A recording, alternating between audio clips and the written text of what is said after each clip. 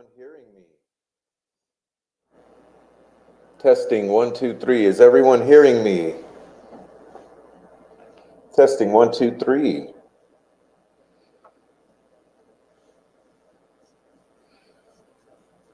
Let me know if you're hearing me.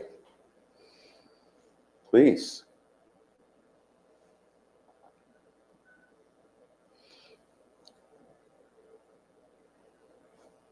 Yep. Okay. Awesome. Thank you. Thank you, everyone. Let's say hello. We got Jojo. Welcome in, Jojo. All right. Hey, Prof, and everyone. Carol is in the house. Welcome in, Carol. Hi, Prof. Hope all is well. Yes. Paradox. Welcome in, Paradox. Louise. Welcome in, Louise. Noe, welcome in. All right, Noe. Everyone in the Lurker crew, please join the chat. All right. Bonnie, welcome in, Bonnie. And Carol, welcome in, Carol. All right. Everyone else in the chat, I can't say hi to you if you're not in the chat. So, everyone lurking, what's up? All right. Thank you. Um, let's see. We got all right. Good. Please hit the like when you're coming in. Please hit the like. Please join the chat and say hello to your fellow YouTube viewers. And thank you for letting me know that you hear me. So today we will be taking a look at the Frank's Memorandum. Now this will be a multi-part stream because it's too much to go through in one sitting. So we will go through as much as we can bear, and then we will be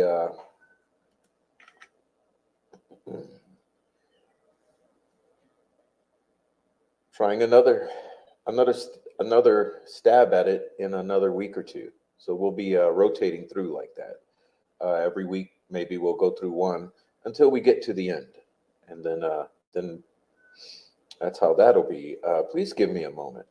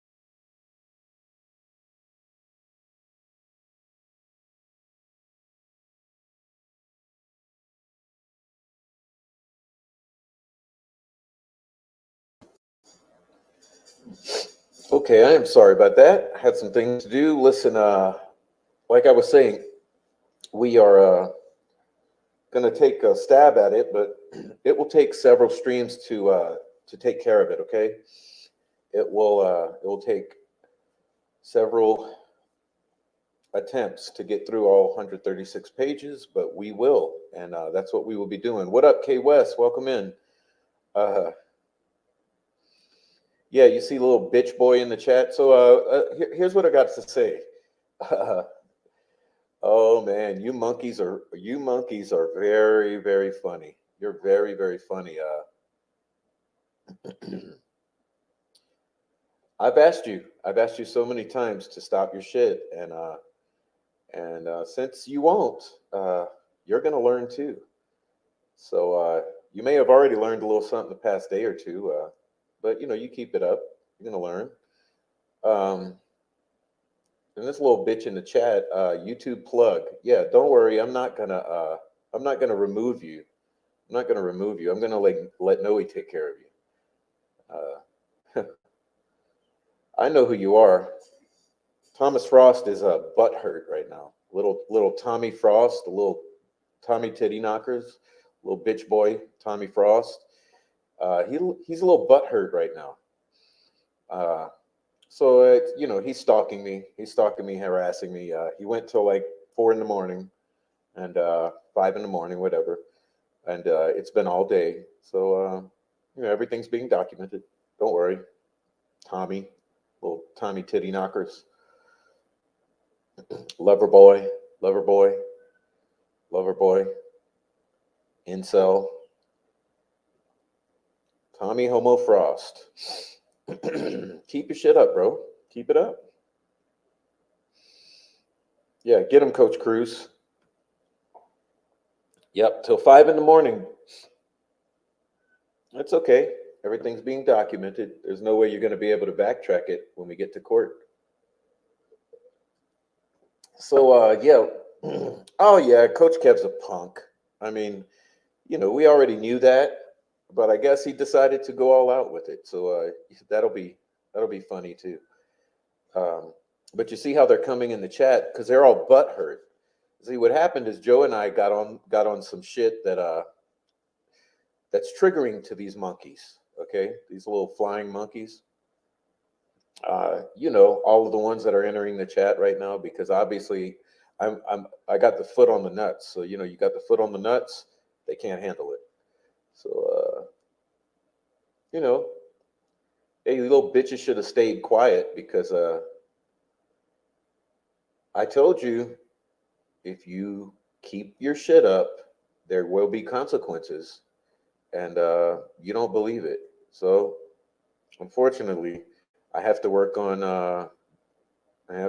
gathering documents. So that's the way that is. Little fucking flying monkeys, but yeah, keep stalking and harassing, and just be forewarned. I'm not in your channels following you around. You're coming into mine and following me around. So that will have a direct effect on the consequences you will face for your actions.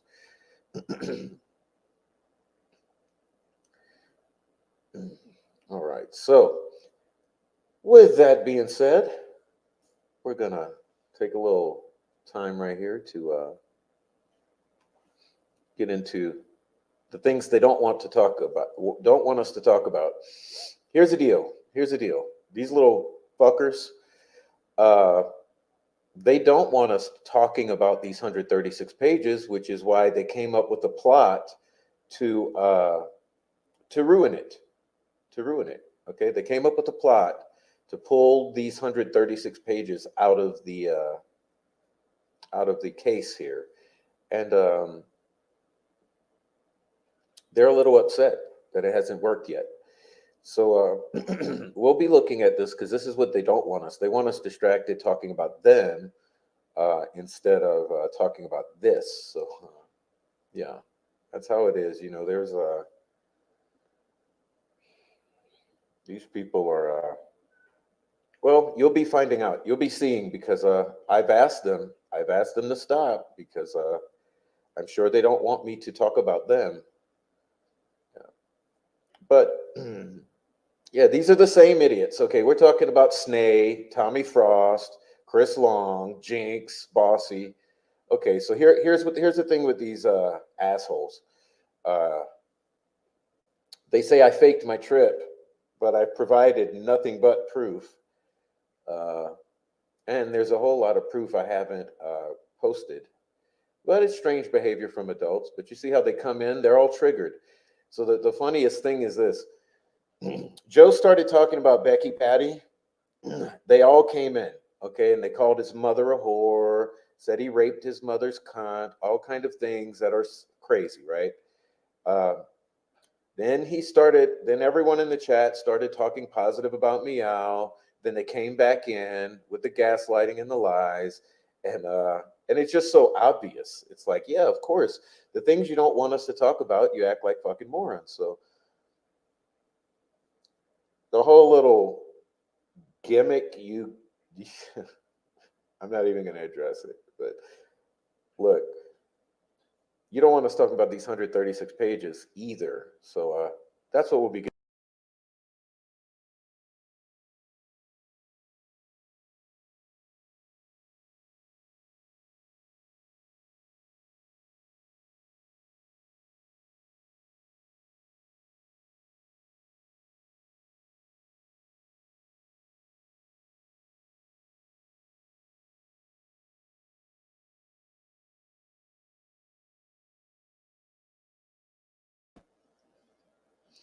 All right, so I'm sorry about that again. Listen up. Yeah, I hope I released a couple little videos regarding the troll farm. These very same idiots in here, Jinx, Bossy, Thomas, Chris Long, Fig, Alex Voorhees, the whole little fucking ruckus rocks. But anyway, I released a couple videos, and there are more coming. There are more coming, so they don't want to stop their shit. So more will be coming. More will continue to come. The more shit they talk, then the more receipts I'm going to drop, because I've told you guys before I've dropped 10%, which means there's 90% I'm withholding. And every time these little idiots pull their shit, then there will be another drop. So there's another drop on deck. And anyway, for another place, another time, because this is a time to talk about things that matter using YouTube. So yeah, hope you guys don't mind being arrested either. It's coming. But let's get started. Let's get started. I'm going to try to read this from my tablet here, because it will be better on my eyes this time. And we will try to keep the I'll try to keep the page turning proper, because I know I've had some issues with the page turning. All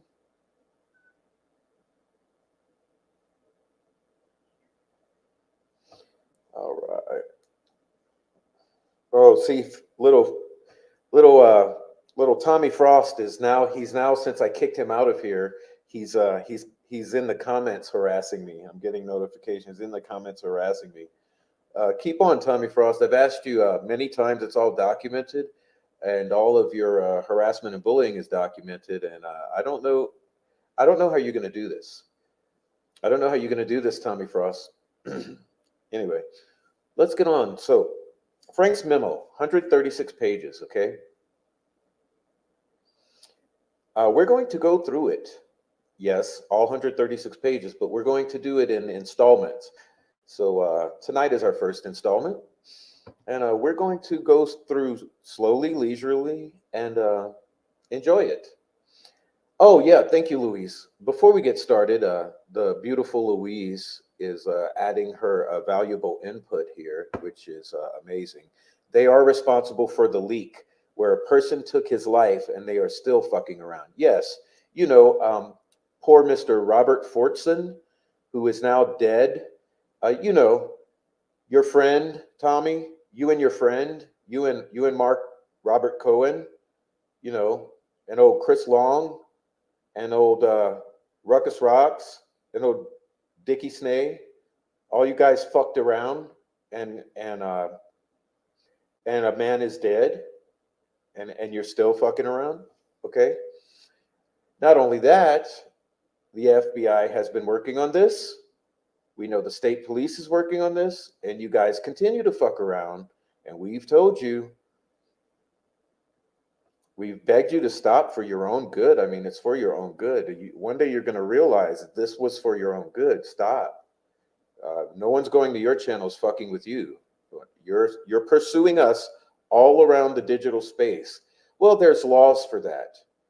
There's laws for that. And the biggest laws and the best laws are the federal laws, and there are laws for that. And what you guys are doing, there's paper trails. Okay, so we've asked you many times, and you know, you must understand that. And in all the years I worked as in the schools,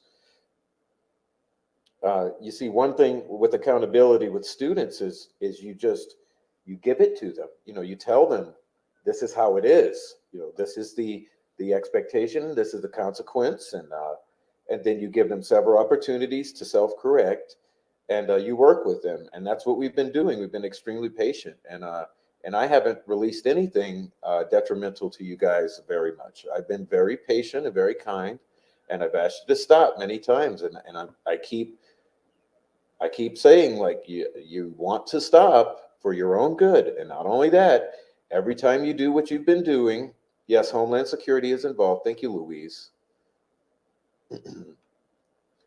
Thank you, Louise. Yeah, every time you continue to do what you're doing, you must understand that there will be consequences later. So, like I said, there's another video on deck, and this one will be a great one. You guys are going to learn all about the stalking behavior of these three, of Chris Long, Tommy Frost, and Courtney Barris. Not only that, Farley, Karen Way. Okay, you're going to learn all about this group's stalking behaviors with verified receipts and proof. Not only that, we're going to discuss it after the fact. So all of this that's been happening, we begged you to stop. We really have.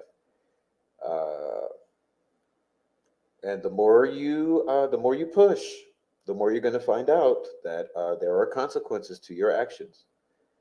So we're going to get into reading this, because this is the most important thing that okay.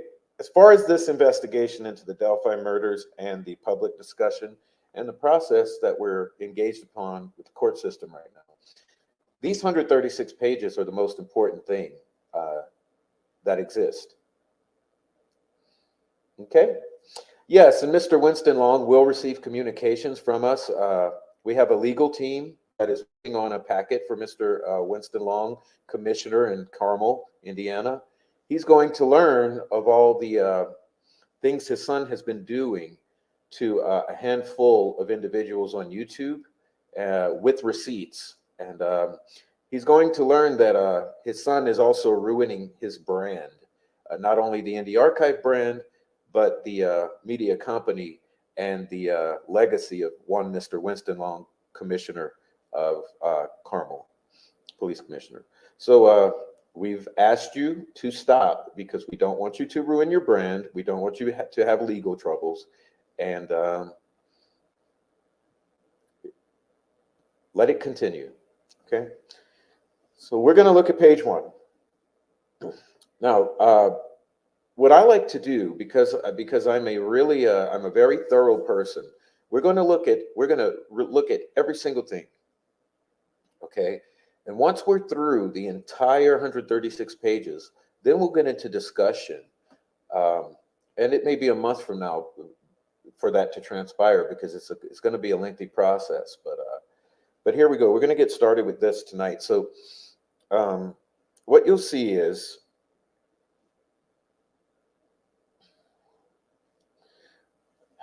okay, we're at page 1, and I'm going to try to keep up with the page turning, I promise. So notice first thing, the filing date. We're looking at 9/18/2023, 2:06 a.m. Okay, what's the first thing we notice about about the 9/18. Okay, that's September 18th. Anyone in the chat? Anyone in the chat? What do we notice about September 18th? All right, I'll just keep moving on. Here we go. September before the October 4th and 5th disaster, right? This predated the intentional nuclear bomb set off by Mr.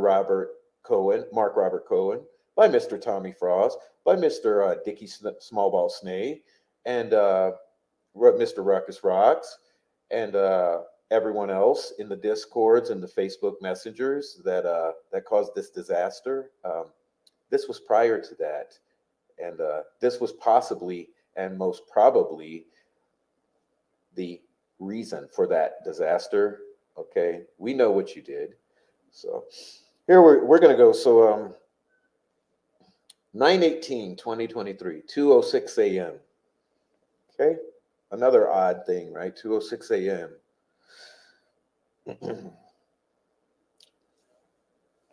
So we're going to read the pertinent parts, and what I'll do as we go through these documents, I'll be skipping things that just for the sake of brevity. Okay. But we'll start with the introduction. Because the facts in this memorandum are dense for anyone not yet completely familiar with this case, the defense is providing this introductory section, similar to the syllabus that often precedes a long and complex U.S. Supreme Court opinion. The purpose of this introductory section is to provide the court a general understanding of what to expect concerning the facts upon which the defense will be relying, and how those facts impact legal arguments. Before providing the necessary detail, minutia, and notation to the record that could bog down the court as it attempts to unpack the defense arguments, the defense, therefore, will provide little attribution as to the source of the evidence in this introductory section, but will then provide proper attribution to the sources of the evidence through the body of this memorandum following the introduction. Okay, so that's pretty clear. We're going to have an introduction, and it's very interesting here what is said, because they refer to this as dense in facts. Okay, they say because the facts in this memorandum are dense. So facts are dense. It's dense with facts. Facts are dense. Dense fact density here.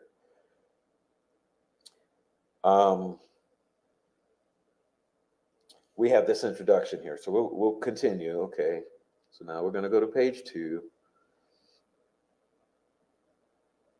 Okay, I'm going to really blaze through this table of contents, because I think the way that learning happens and goes is that as we go through this table of contents, it's almost a summary in and of itself, you know.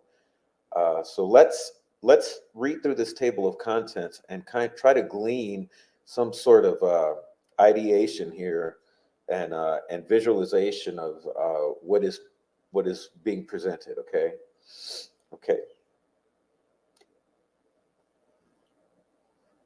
8 things to know.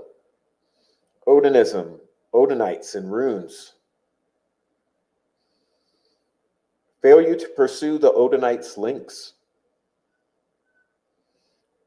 Odinites in Westville Correctional Facility guarding Richard Allen. Liggett concealed certain witness testimony and falsified other witness testimony in order to prevent Liggett's bogus timeline from being exposed to Judge Diener. Evidence supporting these facts were needles in a giant haystack of discovery. 5-part breakdown of the memorandum. And let's refresh.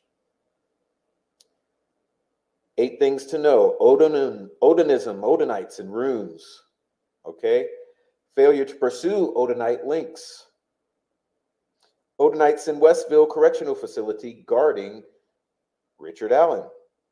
Liggett concealed certain witness testimony and falsified other witness testimony in order to prevent Liggett's bogus ass timeline from being exposed to Diener. Evidence supporting these facts were needles in a giant haystack of discovery. 5-part breakdown.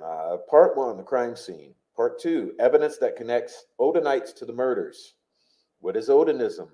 The 12-page Odin report. Greg Ferenczi was assassinated in front of the FBI office. Brad Holder's connections. Holder's alibi was not even close to fully vetted.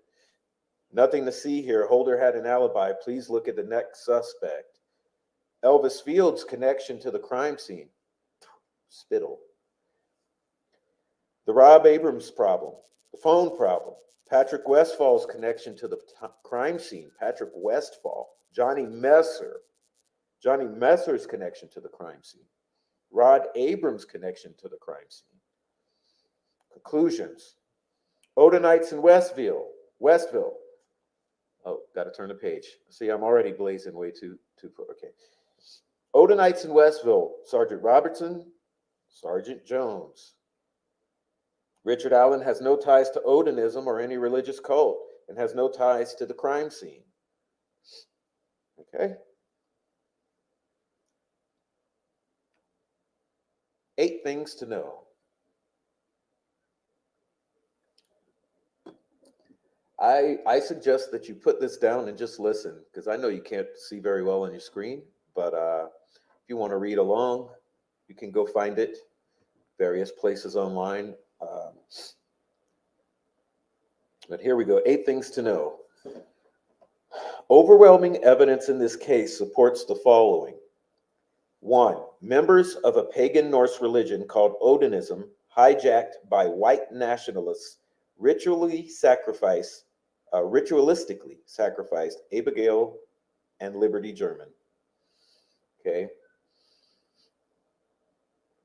Okay, so remember, we're hearing a summary here, or a brief introduction. Number 2, very early on, those in charge of the Delphi murder investigation claimed that they consulted with a Purdue professor concerning what resembled possible Odinism signatures left behind at the crime scene. After the Purdue professor proclaimed, according to State Trooper Jerry Holman, that it was not Odinism or any type of cult worshiping or any type of group that would have conducted the crime, the Odinism angle was essentially abandoned. However, as of September 7, 2023, September 7, remember before the leak disaster, the nuclear bomb on the defense of Richard Allen, the leaders of the Delphi investigative team claim that they can't identify who this purported professor was, have provided no reports from this purported professor, and 3, have further indicated that they may never be able to figure out who this professor is. Based in large part upon this mystery Purdue professor's opinion, the Delphi investigative leadership claimed that it essentially abandoned considering Odinite involvement in the murders. And then the years passed, 2018, 19, 20, 21, 22. Thankfully, during those passing years, law enforcement officers Kevin Murphy, Greg Ferenczi, rest in peace, and Todd Click continued to pursue the truth. Kevin Murphy, Greg Ferenczi, and Todd Click continued to pursue the truth. Because of their curiosity and investigative efforts, the evidence establishing the names of the likely murdering members of this Odinite cult became known to the Delphi investigative leadership no later than February of 2018.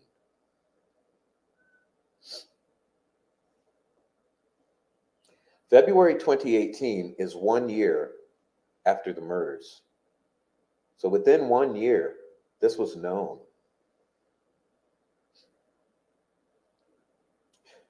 Due to either incompetence or concerted intentionality, i.e. corruption, those in charge of the investigation refused to arrest or even properly investigate those obvious suspects.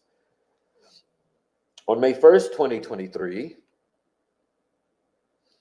the state of Indiana, by way of Nick McClellan, received a letter from Rushville Assistant Police Chief Todd Click, now retired.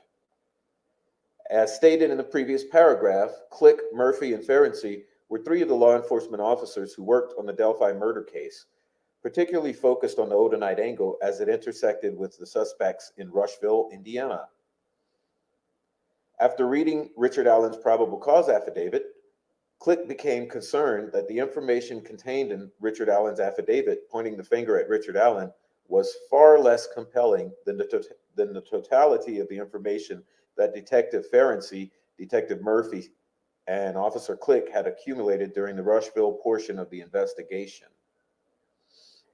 The information that Murphy, Ferenczi, and Click had gathered during their investigation connected men who practiced Odinism in or near Delphi with another group of men who lived in Rushville, and then connected both groups of men to the murders. Click was concerned that for some reason, the leadership of the investigative team had failed to share with Prosecutor McClelland the evidence gathered by Click, Ferenczi, and Murphy. Click's concerns led him to seek out a lawyer to assist him in the drafting of a letter. The letter was then sent to McClelland. Okay, and that letter will be Exhibit 3.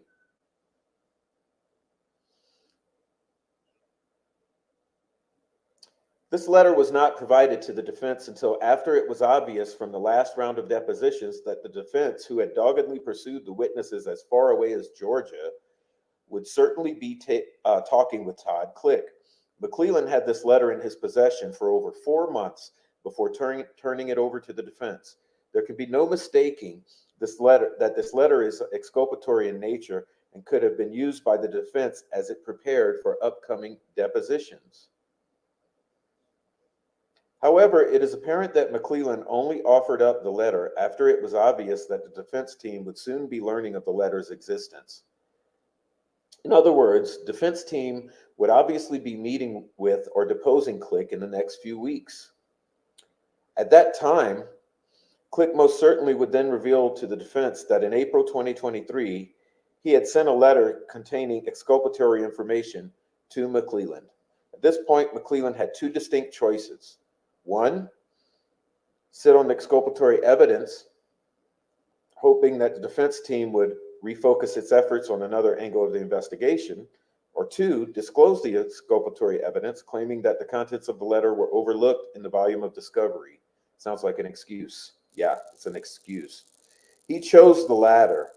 Unfortunately for the state, neither approach explains away the fact that Click specifically directed the letter to McClelland himself. Further, Click was so determined to ensure his information was consumed by McClelland that he directed the information directly to McClelland via certified mail. This letter is stamped May 1, 2023, Carroll County prosecutor received. Click's report landed at ground zero, a prosecutor's office with no more than 2 full-time prosecutors and a handful of full-time staff members at best. Could this exculpatory evidence have been completely overlooked? Not plausible. Not only did the prosecution withhold the letter from the defense, but law enforcement also withheld several other exculpatory pieces of evidence, including an 85-page compilation of reports by Click prepared in 2019, and several videos containing statements that support the defense theory of Richard Allen's innocence. This 85-page report detailed the investigative work performed by Click, Ferenczi, Murphy, and others, including the FBI. According to the summary of Click's investigation that he attached with his letter, the behavioral analysis unit of the FBI determined that the individual responsible for the homicides were involved in Nordic beliefs. This was news to the defense, as no member of the unified command in charge of the investigation had revealed this information to the defense during recent depositions. This includes Trooper Holman, who told the defense that he didn't remember if the FBI's BAU unit determined one way or the other whether those with Nordic beliefs had been involved with the murders.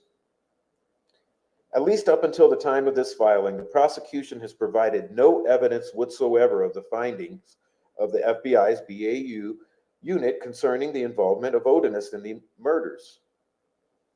The letter that Click sent to McClelland was the first that the defense has heard that the FBI actually believed that Odinists were likely involved. In other words, this report contained exculpatory evidence that Unified Command concealed from the defense.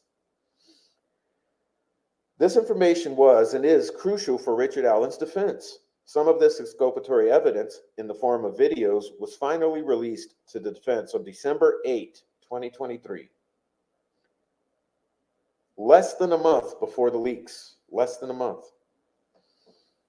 Over 9 months after the defense counsel had entered their appearance. The defense is still reviewing the September 8th evidence dump. In the brief time the defense has had to review this newly received evidence, it has found exculpatory evidence both in the videos the defense has watched and the documents that the defense has reviewed. While the prosecution has been holding on to this exculpatory evidence, Richard Allen has been living in hell. Lastly, the evidence will show that the week of August 28, 2023, Prosecutor McClellan and State Trooper Jerry Holman requested a meeting with Todd Click. By the time the defense had taken several dispositions, including Holman, Liggett, and Lesenby, and the prosecution and Delphi investigative leadership now knew for a while the defense team had been aware of the Odinist evidence.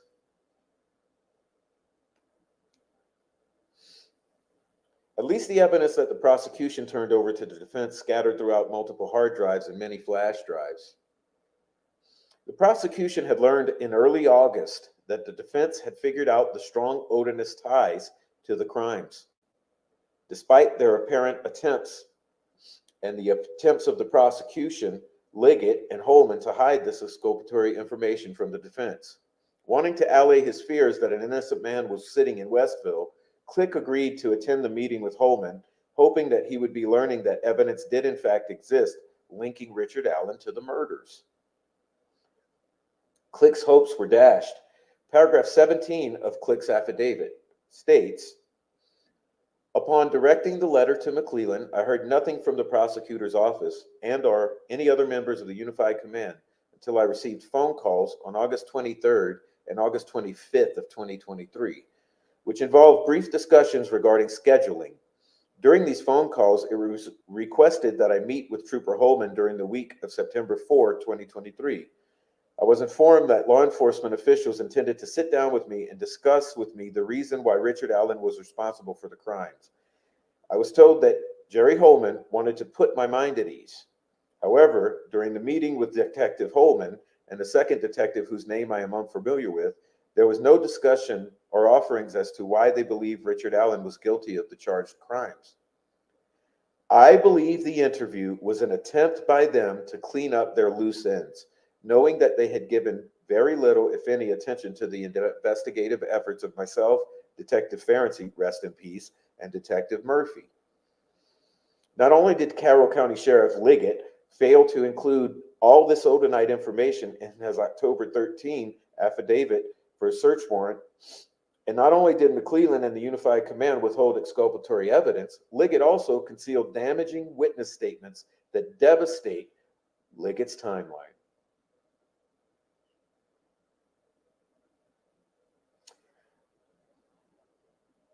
Let's read that again. This deserves to be read again. Not only did Carroll County Sheriff Tony Liggett fail to include all this Odinite information in his October 13th, 2022 affidavit for a search warrant, and not only did McClellan and the Unified Command withhold exculpatory evidence, but Liggett also concealed damaging witness statements that devastate his own timeline. A timeline that Liggett needed to be true in order to place Richard Allen at the trails when Abby and Libby were allegedly abducted. Additionally, Liggett lied in his affidavit about the statements of another key witness. We'll be getting to that. Further devastating his timeline. There was no Muddy and Bloody. Hello?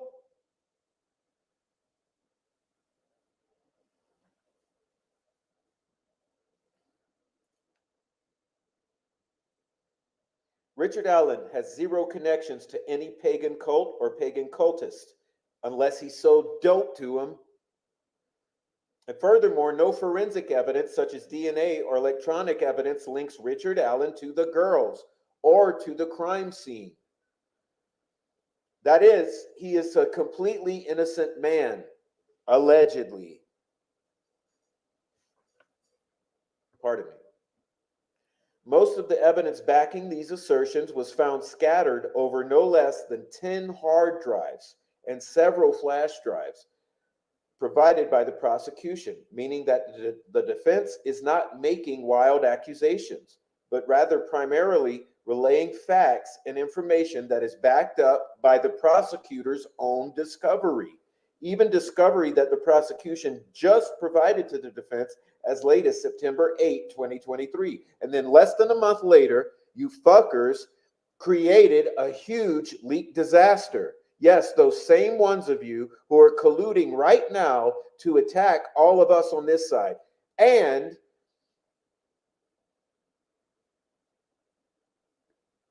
protecting the family who behaves extremely suspiciously 24/7 for the past 6.5 years. Not coincidentally, members, i.e., Odinists of this same pagan cult, are employed as correctional officers for the Indiana Department of Corrections at Westville Correctional Facility. It is inside of the cold concrete walls of the maximum security unit of this dilapidated reformatory that Richard Allen, an innocent man, not yet proven guilty, not yet given due process, is being threatened, intimidated, and mentally and possibly physically abused. Throughout this document, references are made to the Unified Command. Essentially, the Unified Command was the leadership of the Delphi murder investigation. Yeah, leadership of Corruption Central. According to Tony Liggett, Carroll County Sheriff, and a member of the Unified Command when the investigation began, Unified Command consisted of law enforcement from a variety of entities, local, state, and federal. Unified Command were overseers of the entire investigative operation, or coordinators of the cover-up.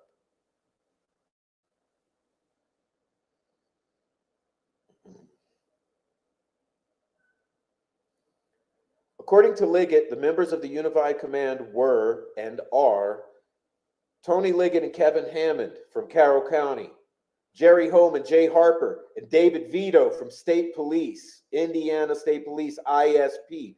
Are you guys corrupt? Rich Davies from the FBI.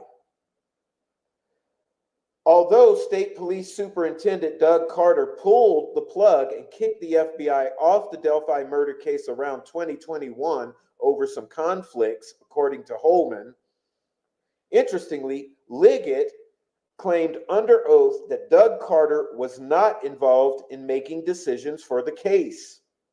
Furthermore, he claimed to be unaware that the FBI was even kicked out, let alone that any agency had actually kicked out the FBI from investigating the Delphi case.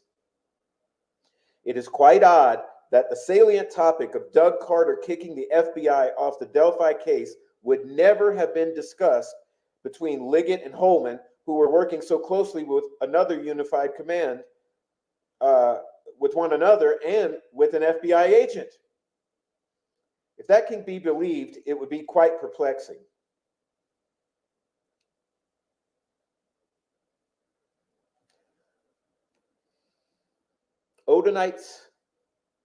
Odinism,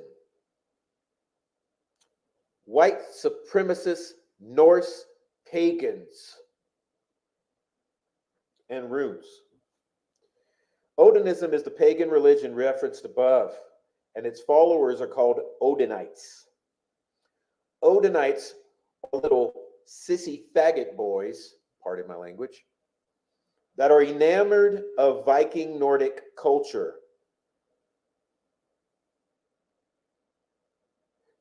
Once they get off of their video games in mommy's basement, they go outside and play pretend. Evidence supports that at the crime scene, these murdering Odinites left behind obvious signatures, symbols in the form of runes. According to Merriam-Webster Dictionary, runes are any characters of any several alphabets used by the Germanic peoples from about the 3rd to the 13th centuries. Germanic alphabets. These runes were formed by sticks or with sticks, fashioned with tree branches, and painted using blood. Sticks and tree branches were deliberately, carefully, and proficiently placed on each girl in a certain arrangement, mimicking certain runes.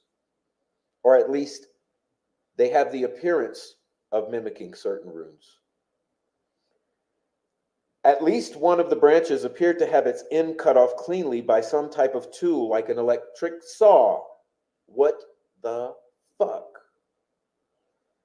Providing proof of a preconceived plan. Additionally, the blood of L. German was used as paint to mark a tree with a rune that looks similar to letter F. Many runes look like the letter F, including this one, which, among other things, stands for Odin or God.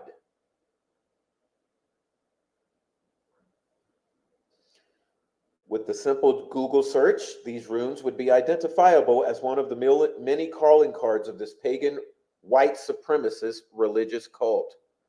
Yet law enforcement in charge of the Delphi investigation seemingly and quickly abandoned the obvious correlation between the crime scene and the murdering white supremacist Norse pagan freaks.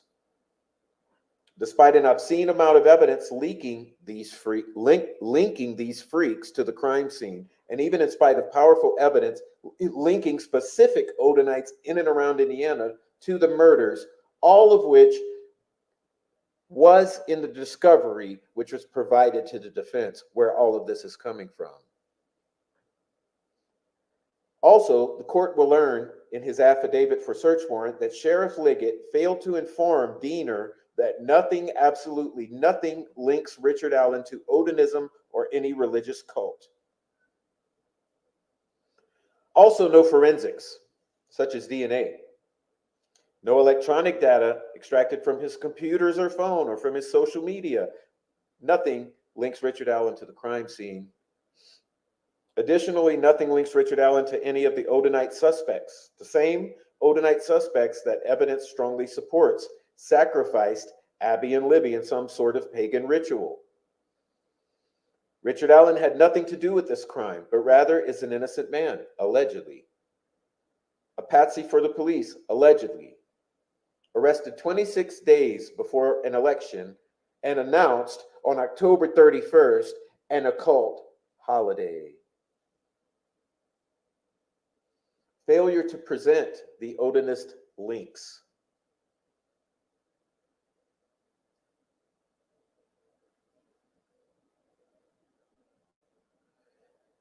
Law enforcement's failure to actively pursue the obvious links between the crime scene and Odinism is confounding.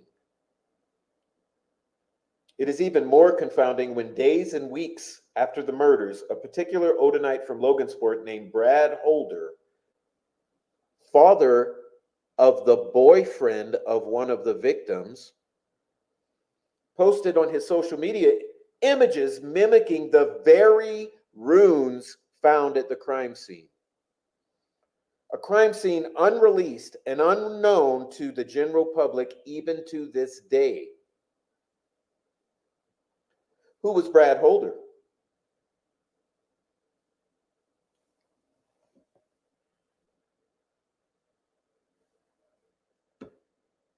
He was an Odinite whose son, Logan Holder, had been dating Abby. Brad Holder's social media posts seemingly taunted the very police that refused to fully investigate him. The defense believes that the court will be shocked at the number of clues or Easter eggs, both before and after the murders, that Holder openly posted on his Facebook page that pointed the finger to his involvement in the murders. And it's all documented. We got it all. A lot of it is still there. You know, law enforcement had it all. However, a fact that is simply mind-blowing to the defense is that Brad Holder was never considered a suspect. Let's read that again.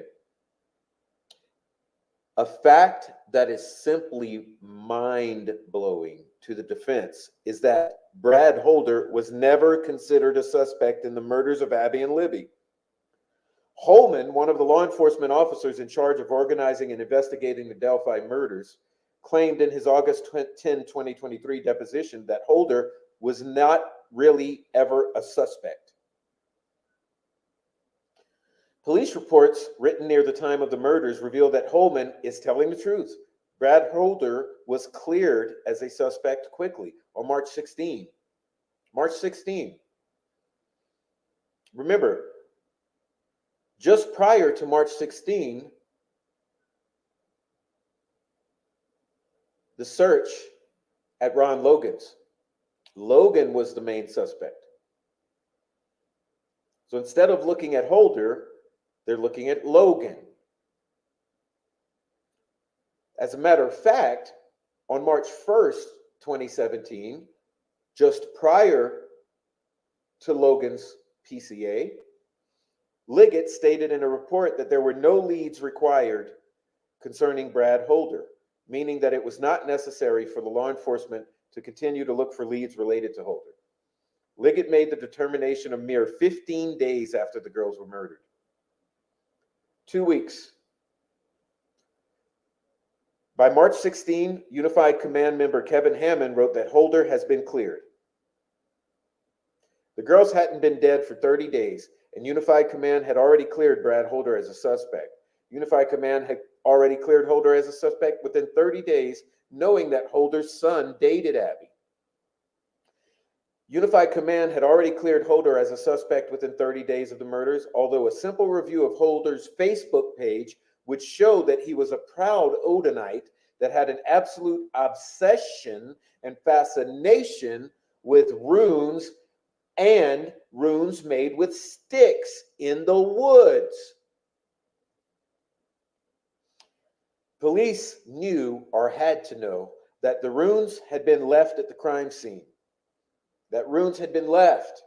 Additionally, Unified Command had already cleared Holder as a suspect in spite of the fact that the runes found on Holder's Facebook page mimicked the runes found at the crime scene that had not been released to the public. The investigation had barely begun, but the Unified Command had already cleared the very man that any person with even a small amount of common sense or curiosity would believe was a strong candidate for being involved in the murder of the girls, or at least a suspect.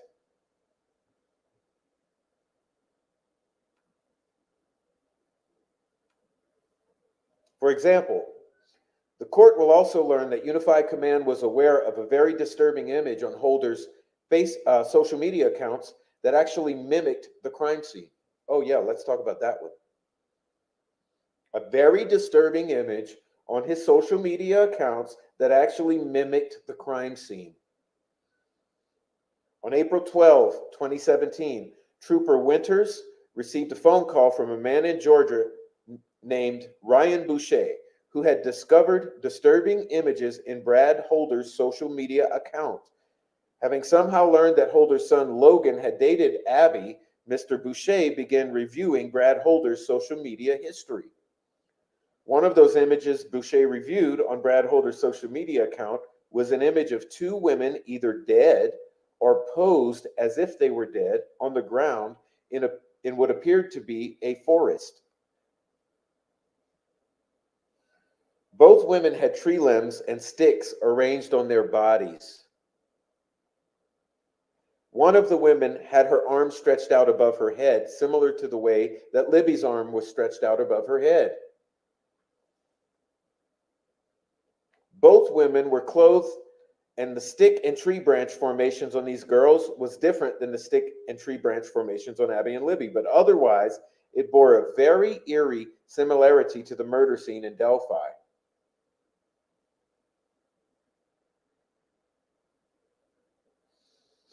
Ryan Boucher had no knowledge of the actual crime scene. However, after reviewing Brad Holder's social media sites, Boucher was disturbed at that image, as well as the other images that provided insight into Holder's fascination with runes.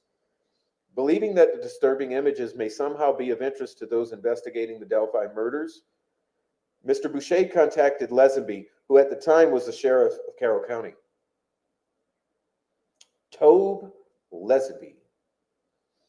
Lesenby quickly rebuffed Boucher, telling Boucher that Holder was not a suspect.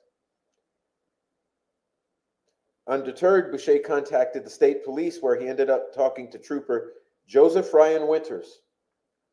After their conversation, Winters memorialized the interaction and placed the images provided by Boucher into a Dropbox account. After creating the report, Winters then discussed his findings face-to-face with Holman of the Unified Command. The body of this memorandum will provide details of that interaction. In his report, Winters requested law enforcement re-interview Brad Holder. The defense does not believe Unified Command ever followed up on Winters' request. It should be noted that the disturbing images found by Boucher in Georgia and placed in a Dropbox by Winters were not, and still have not, been provided to the defense. In his recent deposition, Winters said that he had attempted to locate the images but was unable. However, because of the potential importance of those images to Richard Allen's case, the defense team located Boucher and then traveled to Georgia to meet with Boucher. Those images are now in the possession of Richard Allen's defense team, who then provided those images to law enforcement. Again, those were important images that law enforcement failed to turn over to the defense. Instead, the defense located these images in Georgia and then turned them over to the very people who had the obligation to provide them to the defense. Unified Command, which included Liggett, who drafted the affidavit for search warrant, was fully aware of the mimicked crime scene on Brad Holder's social media, as well as other posts that mimicked the exact rooms found at the crime scene, built with sticks in the woods.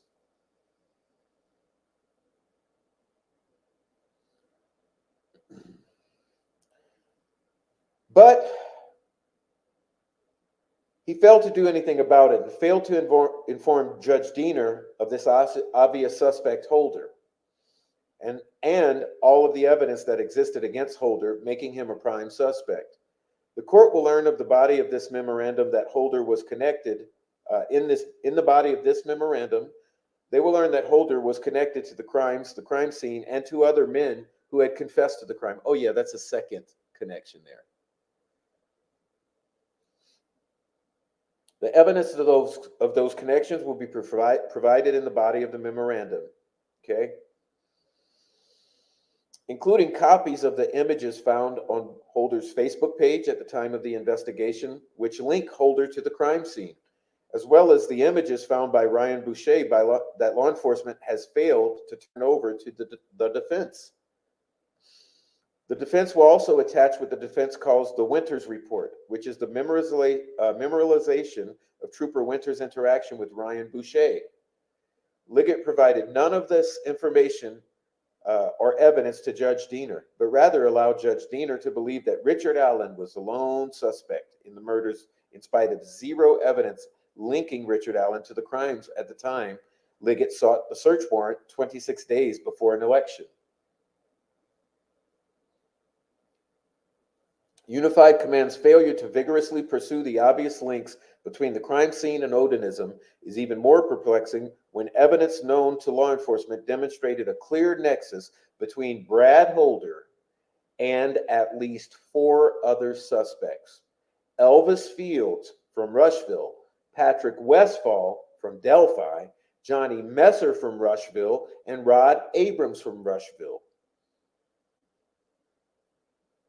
Elvis Fields, Patrick Westfall, Johnny Messer, Rod Abrams. Unified Command was aware that Elvis Fields confessed to his sister that he was involved in the murders. Okay, we want to talk about confessions. Do we really want to talk about confessions? Do we really want to talk about Liggett falsifying information? Do we want to talk about unified command hiding information? Do we want to talk about Doug Carter not having any connection to unified command?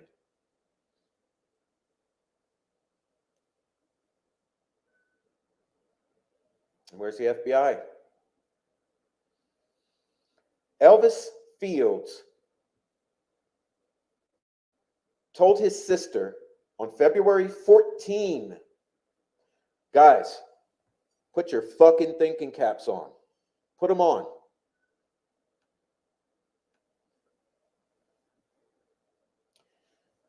February 14, 2017. What is that date?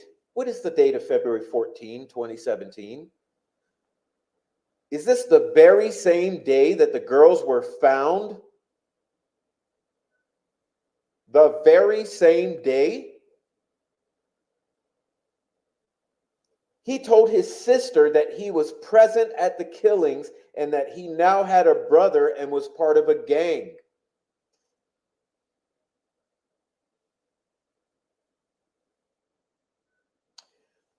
A year later, February 2018, Elvis had been questioned by law enforcement but denied involvement in the murders. However, after being dropped off at his trailer following the questioning, Elvis turned around, walked back to the police car, and according to the police report, he says, if his spit is found on one of the girls, but he could explain it away, would he still be in trouble?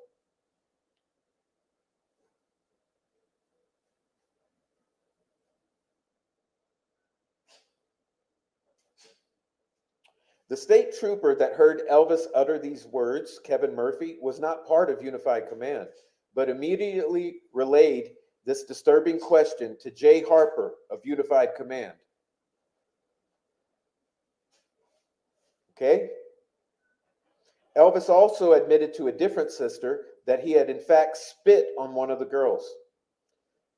Elvis told Joyce, his sister, that he was on a trail and a bridge with two girls that were killed and that he was going away for a long time. Elvis's alibi for February 13 was also flawed. State troopers who weren't part of Unified Command determined that Elvis's roommate concocted a story concerning Elvis's whereabouts on February 13. This roommate is named Rod Abrams. Abrams told a story claiming on February 13, 2017, that he, Elvis Fields, and a man named Ned Smith were visiting a sick friend in Muncie. However, unfortunately for Rod Abrams, the story conflicted with the story that Elvis Fields told law enforcement as to his whereabouts on February 13, 2017. These shady alibis were relayed to Unified Command.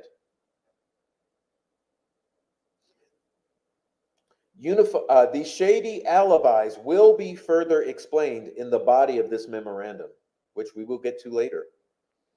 Furthermore, Unified Command knew that on February 1st, 2018, Elvis's sister passed a polygraph exam when asked if she were telling the truth about what Elvis had confessed to her.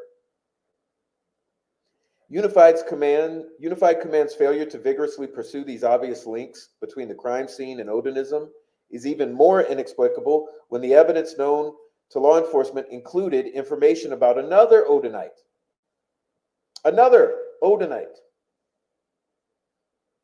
White supremacist Norse pagan freak, Patrick Westphal.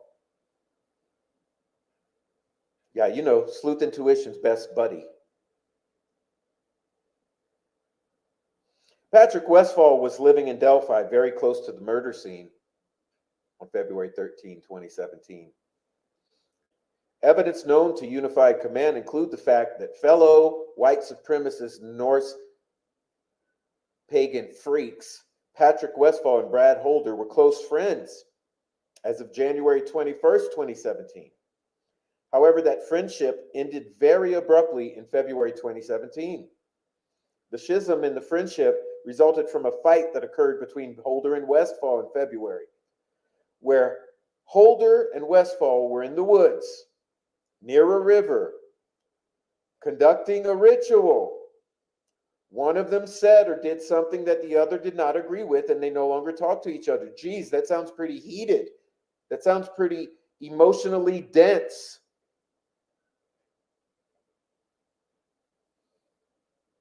The river was near Patrick's house, who lived near the crime scene. An intoxicated Holder shared this disturbing information with his ex-wife, Amber. Amber Holder then relayed this disturbing information to law enforcement, who were not a part of Unified Command in 2019. These officers then relayed this disturbing information to Unified Command. Liggett concealed this information from Judge Diener.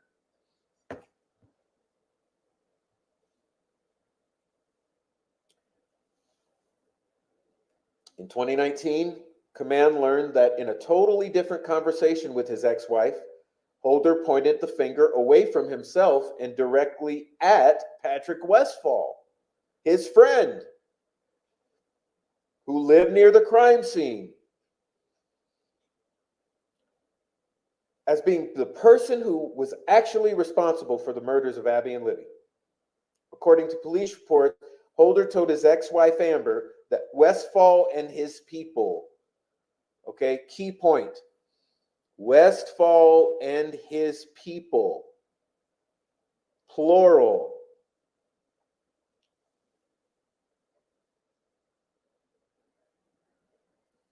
killed Abby and Libby because one of their mothers was mixing with other people outside the mother's race.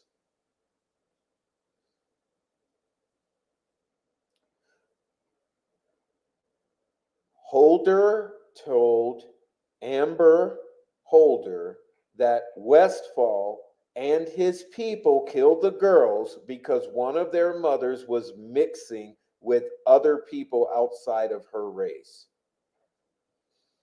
Furthermore, Command was aware that Holder had told Amber that I can only protect you so much if you keep asking questions. Holder further told his ex-wife Amber that Patrick Westphal had many people backing him up and that Westphal also had powerful friends. Liggett knew of this information for more than 3 years before he sought the search warrant for Richard Allen by misrepresenting witness testimony and statements. Yet Liggett never shared that information with Diener. Additionally, Westphal provided a very weak alibi as to his whereabouts on February 13, 2017. Westphal told law enforcement that he was at home the afternoon of Monday, February 13. The defense is unaware of any search warrant that Liggett sought to enter Westphal's house or whether Unified Command instructed law enforcement to knock on a single neighbor's door to verify Westphal's alibi. Unified Command's failure to continually pursue the obvious links between the crime scene and Odinism is even more disturbing when evidence known to law enforcement included information about another Odinite, Johnny Messer from Rushville. Johnny was a recruiter for the Odinites and was also the connective tissue between the Odinites from Delphi, Brad Holder and Patrick Westphal, and the suspects from Rushville, Elvis Fields and Rod Abrams. Johnny Messer is the peanut butter in the sandwich. Delphi is 126 miles from Rushville. Law enforcement knew that Johnny Messer was friends with Holder and Patrick Westphal. Law enforcement also knew that Messer was acquaintances with Fields and Rod Abrams. Unified Command theoretically could claim and appear to be claiming that this connection is simply a bizarre coincidence. However, Unified Command not only knew that Elvis Fields and Rod Abrams and Brad Holder, Patrick Westphal shared a common acquaintance and the peanut butter in the sandwich, and that's Johnny Messer. But they also knew that Elvis Fields and Brad Holder followed each other on Facebook and even mimicked each other's Facebook pages, with Elvis Field actually recreating the photos that Holder's posted on his Facebook page. Shockingly, at his August 10, 2023 deposition, Unified Command member Holman stated that he did not even know who Messer was, nor what the evidence showed of Messer's possible role in the murders of Abby and Libby. It is additionally infuriating that Messer was cleared as a suspect in the murders when considering these facts. Johnny's ex-girlfriend, Taylor Hornady, told police that Messer and Westfall were like brothers. You know, the white supremacist Norse pagan freak type brothers. She also told police that she had allowed Johnny to borrow her car around Valentine's Day 2017, the day of the murders, and that Johnny drove her car up there to hang out with his Vinlander friends. Vinlanders are a white supremacist group consisting of Odinists, Brad Holder, Patrick Westfall, Johnny Messer. Okay? They were all affiliated with the Vinlanders. Johnny Messer's ex-girlfriend, Taylor Hornady, also claimed that all Vinlanders were also Odinists, and that Johnny Messer, Brad Holder, and Patrick Westfall were all members of Vinlanders. He took her vehicle on Valentine's Day to go up there to hang out with them. When he returned the vehicle, it had dried up blood over one side of it. Johnny Messer refused to discuss the details of how the blood got there. Johnny Messer's ex-girlfriend further stated that it took her several car washes to finally remove the fucking dried blood. Meanwhile, Messer has claimed that he never, not even once in his life, been to Delphi, the home of his brother, Patrick Westfall, and the home of his brother, Brad Holder.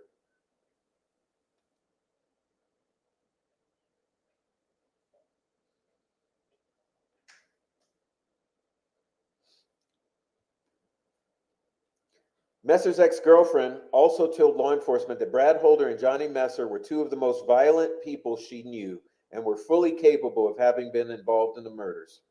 Johnny Messer's ex-girlfriend further stated that a motive for their involvement in the murder of Abby and Libby might be the concept of blood in, blood out, which means social acceptance into their secret circles. Johnny Messer's ex-girlfriend further stated that a motive for their involvement in the murders could be the concept of blood in, blood out, which means social acceptance in their secret circles. All this information was relayed to Liggett and the Unified Command, yet Unified Command provided no guidance as to what to do to capitalize on this information in order to work towards solving these murders. Additionally, Unified Command learned that Messer's ex-girlfriend had been listening to and recording Messer's phone calls. Police secured the phone and listened to 3 phone calls involving Messer. In 2 of these phone calls, Messer was offering money to other people to find something so they can be injured or killed. Messer was offering money to other people to find someone so they can be injured or killed. Messer was offering money to other people to help find someone so they can be killed. The third call involves Messer bragging about holding a subject hostage and shooting them at his house. Unified Command said nothing to see here regarding Messer and issued no search warrants for his house. At least none have been disclosed to the defense. Nor did they attempt to utilize an age-old investigative tool referred to as an interrogation to pursue the truth about the involvement of Messer, Holder, and Westfall in these crimes. Many more shocking facts concerning this so-called investigation will be revealed in the body of the memorandum. And you wonder why they want this to go away? You wonder why this going away was worth sacrificing someone's life, Mr. Robert Fortson?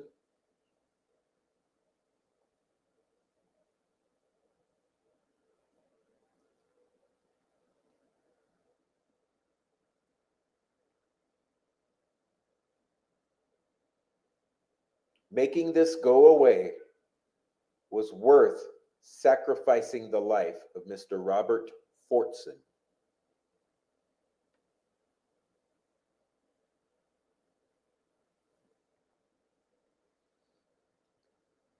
Odinites in the Westville Correctional Facility guarding Richard Allen. The evidence shows that during his pretrial incarceration at Westville, Richard Allen has been monitored, intimidated, and mentally abused by correctional officers who are also Odinists. Two of those officers are named Sergeant Robertson and Sergeant Robinson and Sergeant Jones. Robinson and Jones at Westville.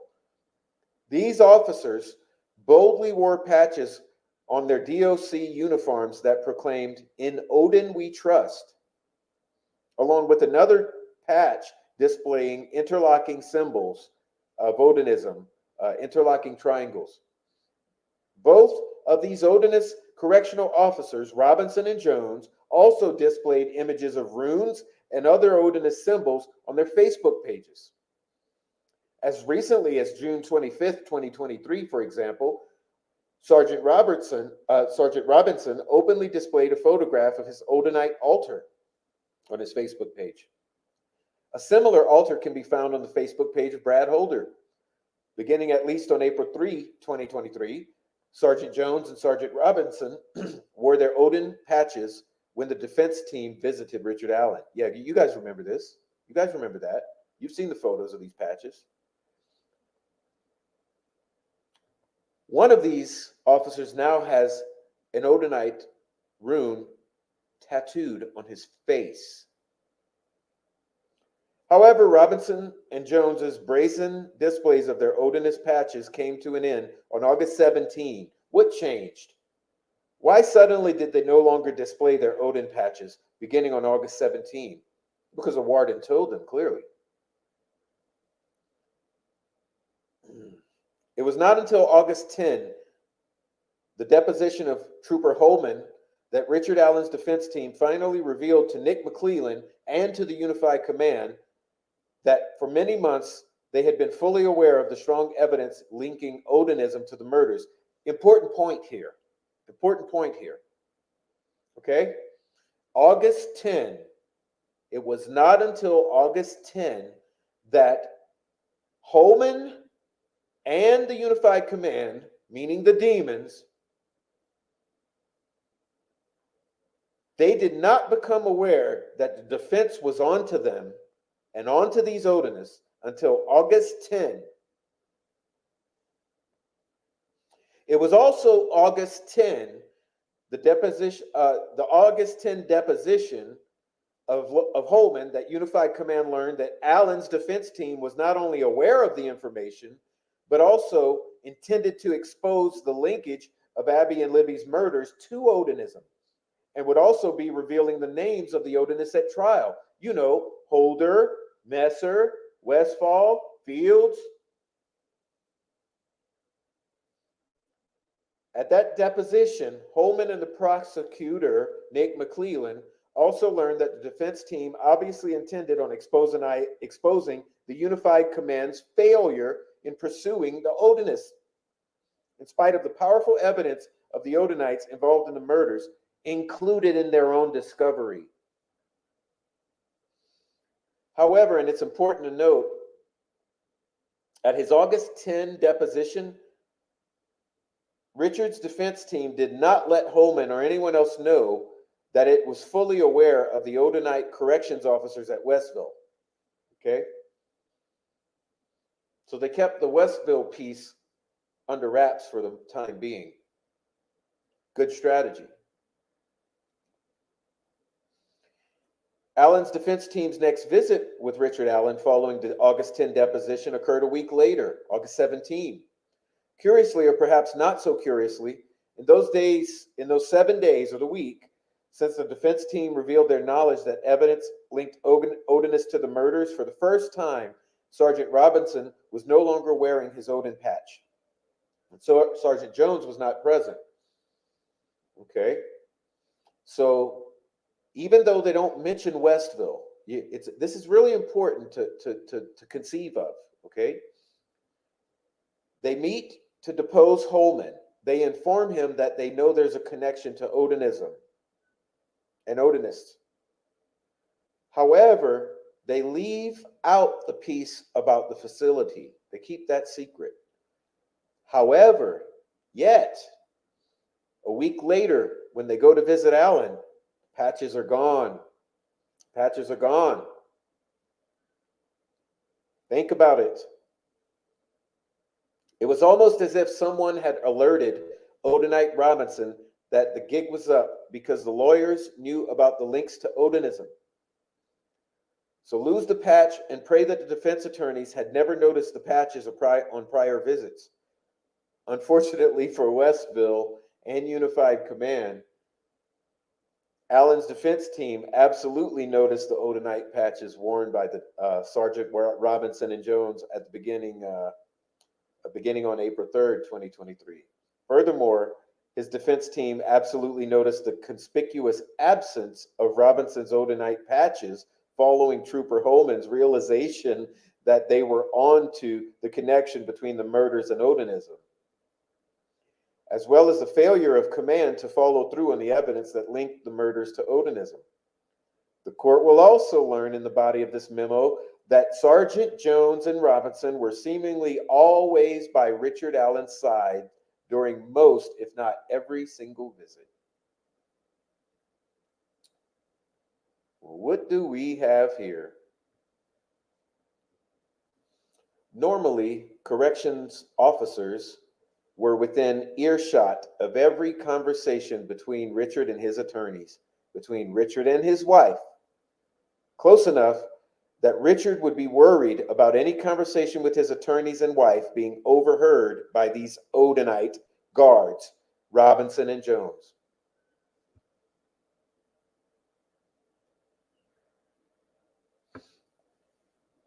Beginning on April 3rd and for several visits thereafter, the Westville officers even videotaped attorney visits between Richard and his defense team.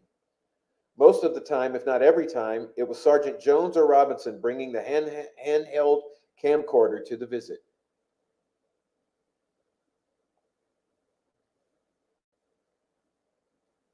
Corrections officers even required that Allen be positioned facing the window where the corrections officers were videotaping the attorney visits with the handheld camcorder. Think.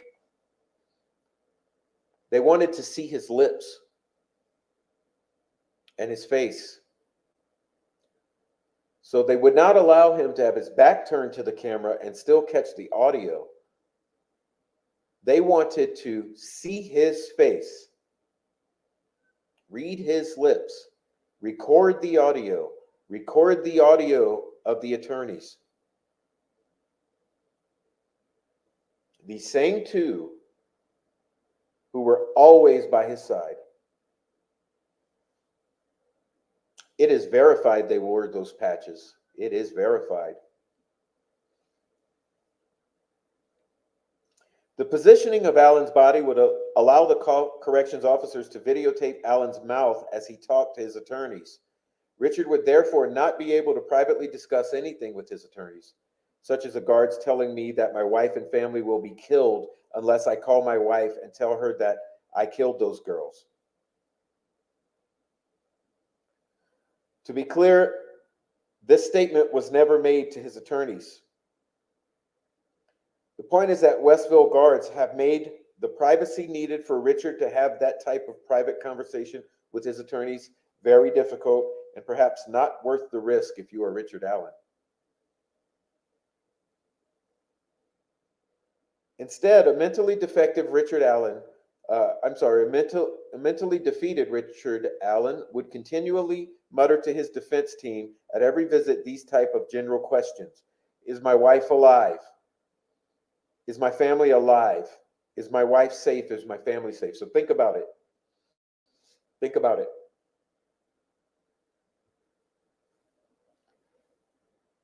What is he saying to his attorneys when they visit?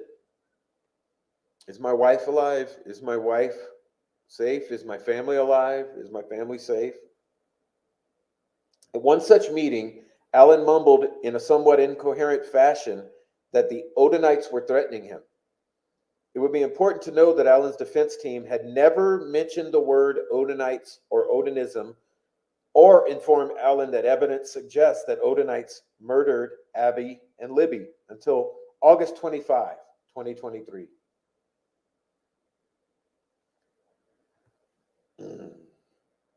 Hold on a minute, please. One moment.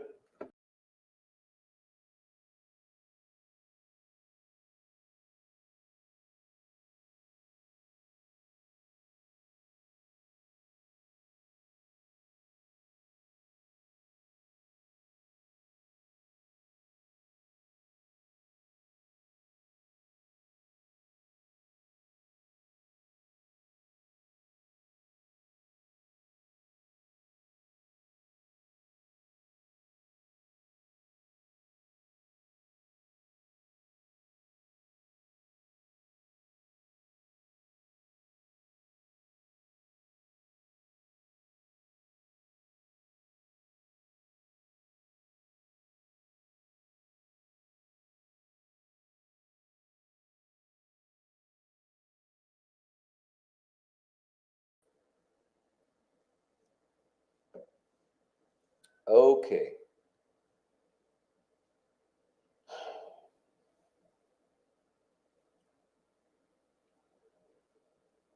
Rick's defense team felt that having him remain unaware of this Odinist connection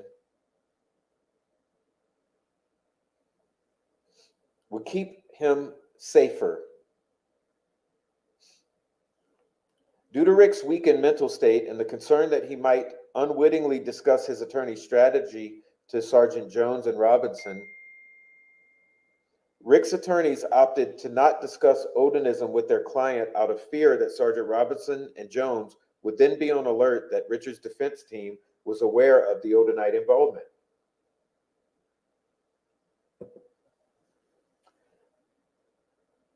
Allen's defense team, pardon. Allen's defense team needed additional time to investigate and review evidence before feeling confident and comfortable in revealing their knowledge to the court of the strong evidence that Odinites murdered the girl and that Unified Command had chosen to do nothing about it, but in fact had hidden these facts from Judge Diener. Therefore, Richard's defense team opted to keep Richard in the dark about the Odinite connection to the murders supported by the evidence. This decision has been painfully and emotionally difficult for Rick's defense team, as the defense counsel recognized that while the defense took the necessary time to review the discovery and to establish the Odinist links both to the murders and to Westville Correctional Facility, the defense counsel was also aware that Rick would remain in his hellhole at Westville subject to the cruelty of Sergeant Jones and Robinson and perhaps other Odinite corrections officers. This was especially painful at the June 15, 2023 hearing to transport Rick to Cass County, as defense counsel knew at the time of the links between the murders and Odinism and Westville. Unfortunately, the defense counsel needed additional time to fully understand and verify the facts before leveling such accusations. Yes, it's called investigation. They were investigating this before they ran with it. Unfortunately, defense counsel needed additional time to fully understand and verify the facts. This is the reason that the defense tactically decided to keep its knowledge to itself rather than reveal that knowledge in an open court at hearing. Unified Command and the prosecution's hiding of exculpatory evidence is even more angering because the difficult strategic decisions could have been avoided had McClellan offered the exculpatory documents sooner. Perhaps then, Allen would have filed for a speedy trial or would have been removed from Westville, as the defense would have been able to more fully inform the court about the facts of the case. Again, more detailed information concerning the Odinite corrections officers, as well as documentation supporting that information, will be provided later in the body of this memorandum. Liggett concealed certain witness testimony and falsified other witness testimony, lied, in order to prevent his bogus timeline from being exposed to Judge Diener.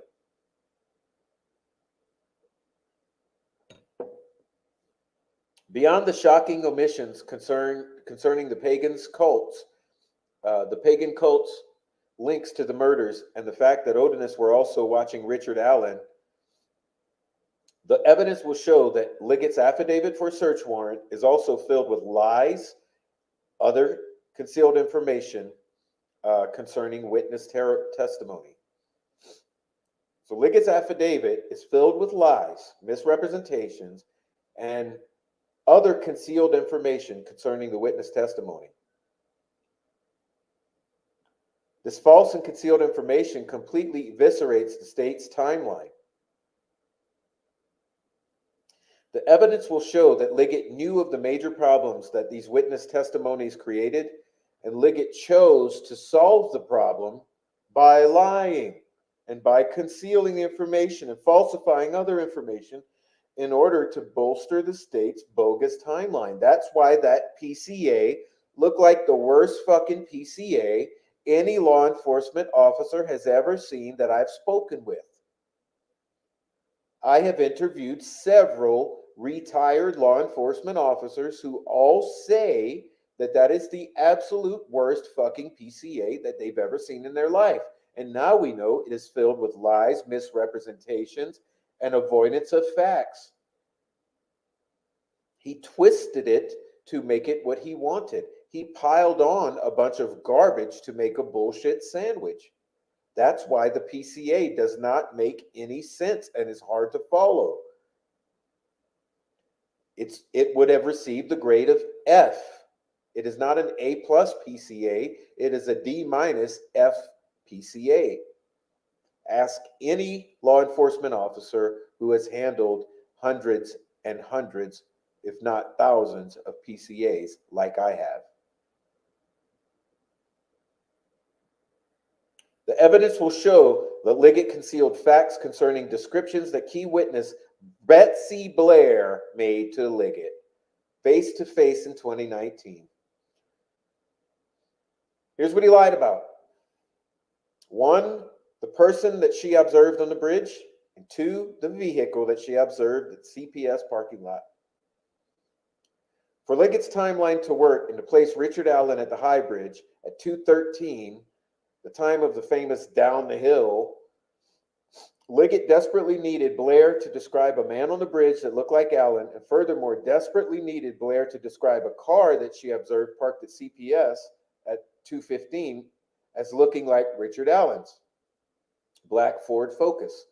But remember, it's not what we were given, was it? Suffice to say, the evidence will show that Liggett concealed from Judge Diener that Betsy Blair described a man on the bridge that looked nothing like Richard Allen. Nothing like Richard Allen. And described a car at CPS that looked nothing like his car, both in color and design. The evidence will show that Betsy provided these timeline-defeating descriptions directly to Liggett face-to-face 2 times in 2019. Yet Liggett failed to inform Judge Diener of these descriptions, as well as inform Diener of the fatal flaws that these missing descriptions created for the timeline. Welcome in, Jamel Hester. Welcome in. I see you coming in. Everyone in the chat, apologize, I'm not keeping up. Let me get through a little more of this, and we'll have our discussion with the chat when I am done and choose a stopping point. But thank you guys for listening. We're getting into real thick meat and potatoes here. The evidence will also show that Liggett just flat out lied about what he claimed Sarah Carbo told him in 2017 concerning a man walking down the road near the murder scene. Oh, this one's rich. This one's fucking rich.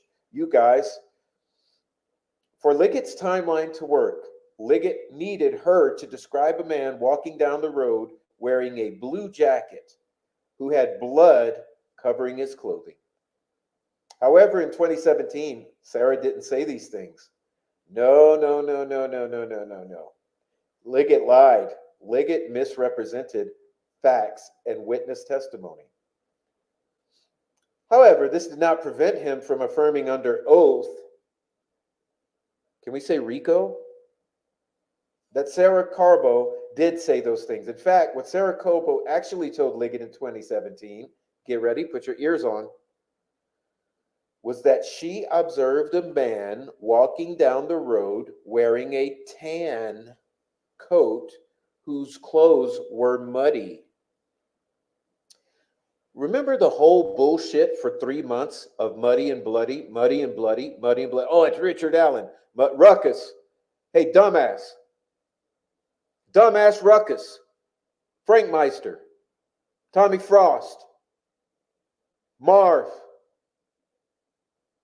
You guys remember that shit? Muddy, bloody? That you turned into Richard Allen? Sleuth Intuition? Muddy and Bloody. What happened to Muddy and Bloody in a blue jacket? Match it. What happened to Bridge Guy? Okay, listen. Bridge Guy's, what color is he wearing? Blue or black? Bridge Guy's in dark color. So you were alleging that we were looking at a muddy, bloody guy dressed like Richard Allen, dressed like Bridge Guy. This was supposed to be Richard Allen. However, what we got is a guy in a tan coat who's a little muddy and not bloody. So where'd you find that word bloody, Richard Allen? Liggett. Liggett. Where'd you find the word bloody? You put that word bloody in her mouth? You put that he was dressed like Bridge Guy in her mouth? So you're putting shit in the witnesses' mouths to get the guy that you want to throw under the bus for this?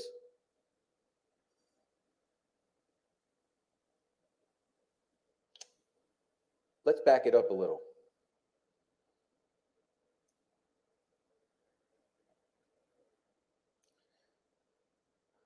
Liggett affirmed under oath the following: that she described a man in a blue jacket whose clothes were muddy and bloody. However, what did she say to him? What did the witness say? What should he have said in that PCA? That she observed a man walking down the road wearing a tan coat whose clothes were muddy. Nowhere did she claim that the man she observed was wearing a blue coat. Nowhere did she claim that the man she observed was wearing bloody clothes. Nowhere. This truth about Sarah Carbo actually told Liggett, about what she told Liggett in 2017, blows up his timeline, which is likely the reason he failed to include this information in his affidavit. Additionally, the evidence will be presented in the body of this memorandum, which we will read later. That the defense believes strongly that this evidence strongly supports the contention that Liggett intentionally concealed evidence and lied about other evidence to Judge Diener in his affidavit for the search warrant. However, even if he did not intentionally conceal evidence from the judge or did not intentionally place false information into the search warrant, at a minimum, he behaved recklessly when he prepared the affidavit, omitting those facts from Judge Diener and providing false information in the affidavit. Oh, well, that's giving him the benefit of the doubt now, isn't it? That's really making an excuse for him outright misrepresenting the facts that he was given by this witness.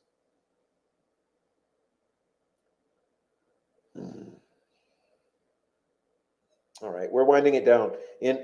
This is evidence. I'm sorry, I'm not keeping up. I promised I would, but I'm trying. Evidence supporting the facts were needles in a giant haystack of discovery. Remember, guys, this all comes from discovery. This is not fantasy world made up, as Ruckus Rocks likes to say, and all these other douchebags.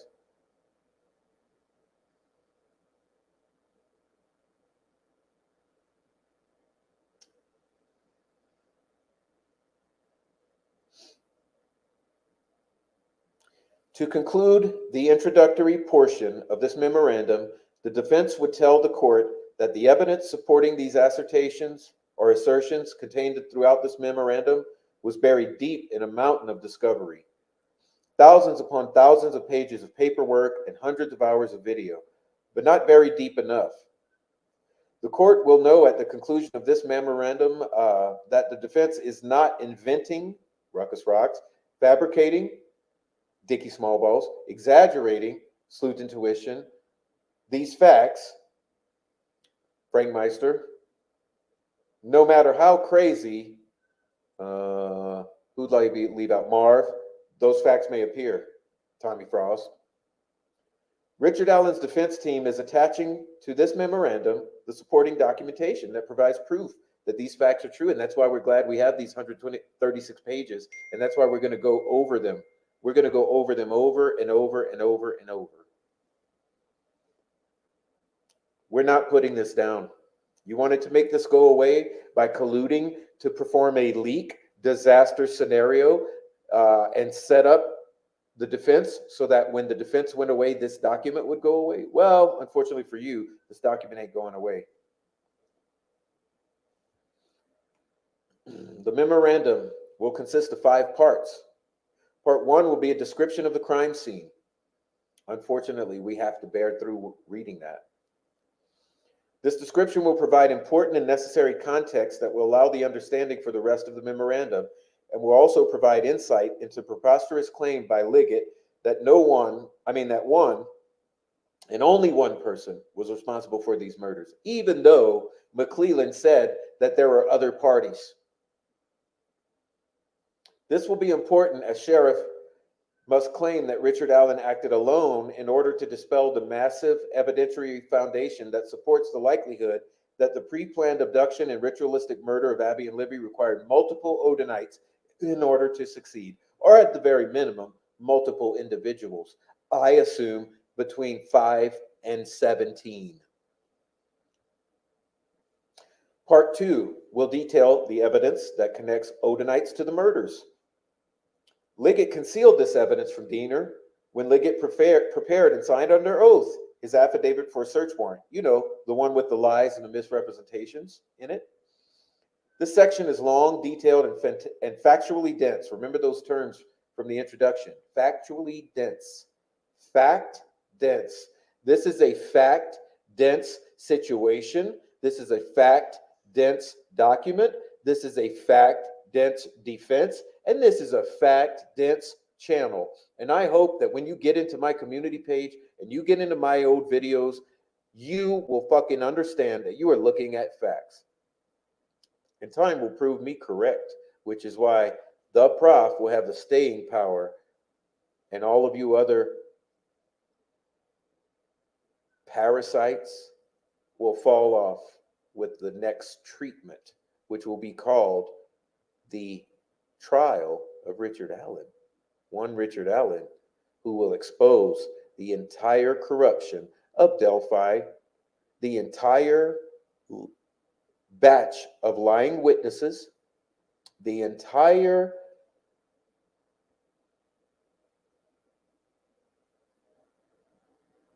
scheme exercised through social media of those close to the victims who has participated in this cover-up utilizing social media from February 12th, 2017 until this very day, today, February 4th, 2024. Social media is still in effect. And if you don't look at my channel and understand what I am showing you, something is wrong with you.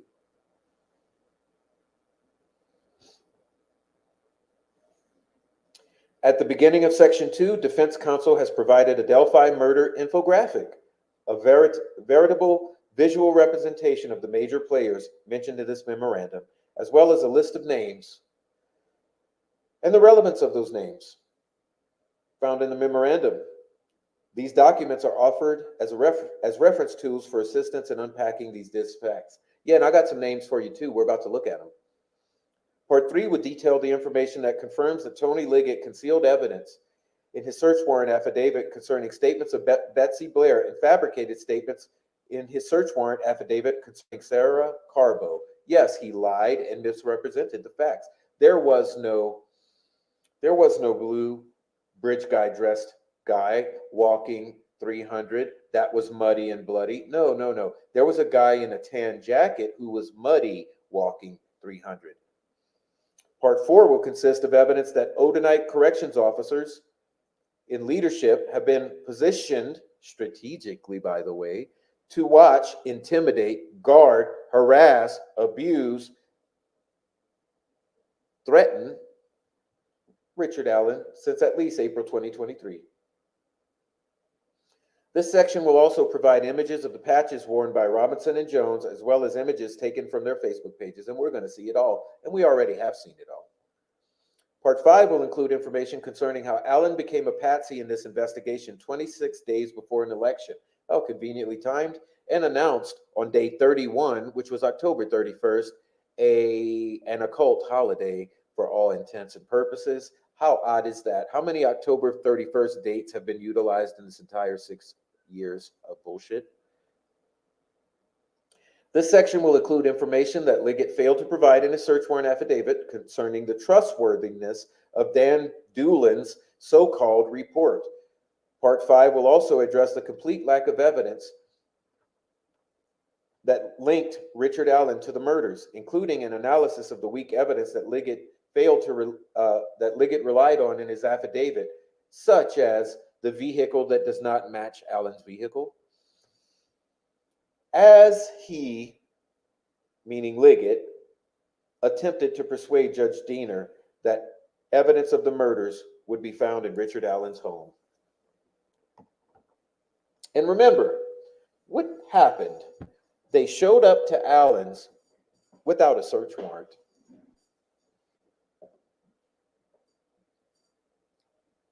Then what happened? They searched for hours until they found enough, or found just some little tidbit, that they could then produce a search warrant or have one signed or approved by the judge, so that they could then do what was intended. That has not been missed by the people either. No, it has not. All right.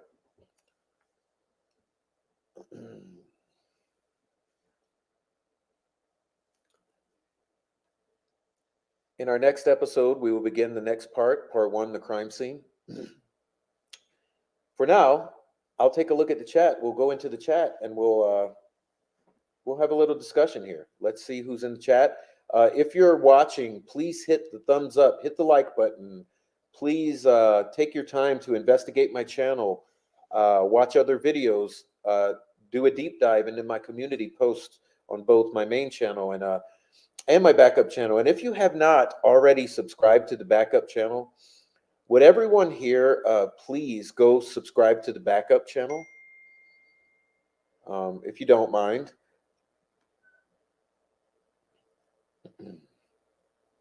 Please go subscribe to the backup channel. You can find it in the description. It is the Prof True Crime. I'm trying to reach 500 subscribers on that backup channel. So if you would not mind, the channel is much more stable once we reach 500 subscribers. I have access to YouTube customer service, to super chats, and to appeals. So if you don't mind, take your moment now and hit the thumbs up, and then go to the backup channel and subscribe to the backup channel. Also, if you're not a member, we do special little videos and things for members. So we actually have a video that will be dropping any moment now. It may even be tonight. We have an explosive, incredible receipt-filled video that will be members only, that will be dropped tonight. So I'm so happy about that, and you're going to get to see some receipts regarding some things you want to know about. So we have a members only video coming tonight, as a matter of fact. So if you would like to subscribe to that backup channel and get me to 500 subs, and if you're interested in the members only videos, we'll have that. Also in the Discord, we just do a little friendly hangout. So if you'd like to join the Discord, we have Discord. So yeah, for all of you who are new watchers or lurkers, Please join the chat. We'd love to say hi to all of you and discuss with all of you. You bring the gaslight, we get you the fuck out of here. That's how my chat works. That's why it's a nice chat. So we keep it nice in the chat. But yeah, so let's get into this chat. Speaking of, right, I'm going to go back quite a while in time. So, well, let's go backwards. Fuck it. No, let's go forwards. Fuck it. Let's see. All right, so we're going to back it up some. All right.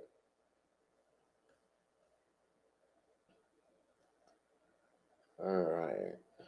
Let's find something here to kick us off with. Amy, welcome in, Amy. Everyone who's come in who I've not said hello to yet, I apologize. We were deep in the reading, and I have not even looked at the chat hardly. But welcome in, Amy. Thank you for the flowers. Welcome in, Laura. Thank you for coming in, Laura. We miss you. Welcome in, Rebecca Ann. Hey, Rebecca. Come on in, Rebecca Jojo. Hey, Jojo. Digital, welcome in. Digital, yeah. How can it be ignored? How can that? I mean, do you know what I mean when this document introduces itself with the word fact dense? I mean, the word dense is the proper term in this scenario.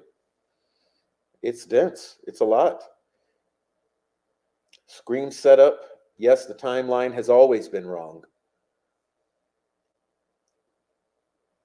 All right. K West says, "Oh, and this doesn't mean I love Alan. It means we love the truth." Yeah, I'm not saying Alan is a. It didn't. Here's what I say. Technically, Alan is innocent because he's not proven guilty. He has not had his due process. So technically, yes, he's innocent until proven guilty. But it's my belief he probably is involved in this scenario. Okay, I think he is involved in this crime in some way, possibly. But I have not seen any facts to indicate that. That is just a gut feeling. I'm still waiting on facts. Okay, we're all waiting on facts. All the bullshit that the Ruckus Rocks crowd want you to believe, and the Gray Hughes and the Sleuth Intuition, they're spreading the Weber Garage narrative right now, and the motorcycle cover, and all kind of bullshit. It's a pile of. It's just like the PCA.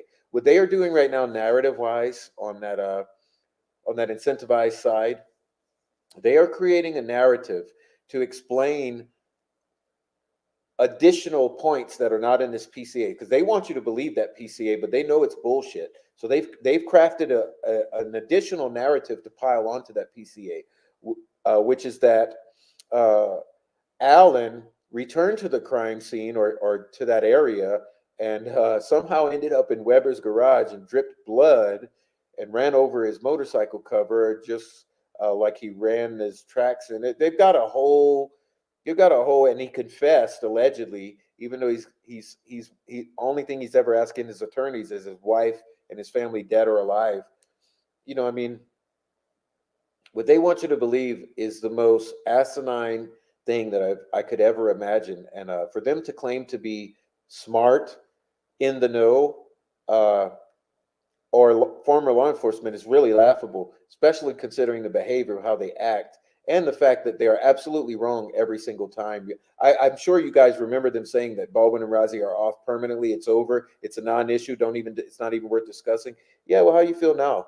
How does it feel to always be wrong? I don't know. I wouldn't know. Carol, what up, Carol? Okay, Carol, thank you for coming in. Rachel, thank you.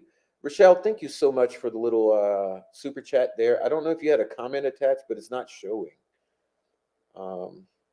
If you left a comment with that, I apologize for missing it. It may be a glitch in the software, but I do see that you gave me a super chat. So thank you so much, Rochelle.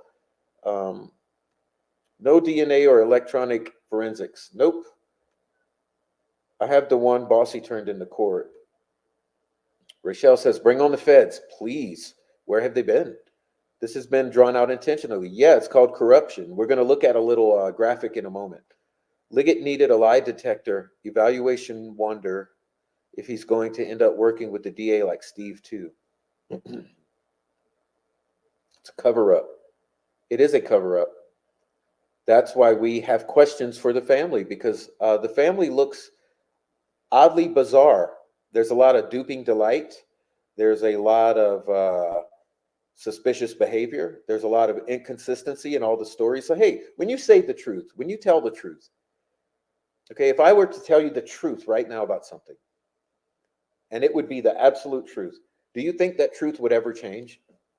Would my story about it ever change if I give you a true fact? If you ask me something that I have the answer to and I give it to you and it's the truth, do you think that it would ever change? No, it wouldn't, because the truth is the truth. Oh, but if I give you a lie and a year or two later I don't remember, 3 later or 4 later I don't remember that lie, and you ask me for the truth and I give you my another lie, but that lie doesn't match the first lie, oh, then there's an inconsistency. And when we're seeing that time and time again with the family, and we're seeing very bizarre behavior over the years, we're seeing the colluding with YouTubers despite a gag order in place. Okay, we're seeing the law enforcement pull shit like Liggett has. We're seeing Vito and Holman pull shit like they have. We're looking at ISP and we're looking at Toa Blesemy and Carroll County and we're saying, what in the fuck's going on over here? Because it looks like the entire thing is a cover up. That's what it's looking like. The inconsistencies, the lies, the misrepresentations, the sheer aggression from the trolls. You know, what happens? We talk about this stuff. What happens? Trolls go crazy past 48 hours. Welcome, Precascent.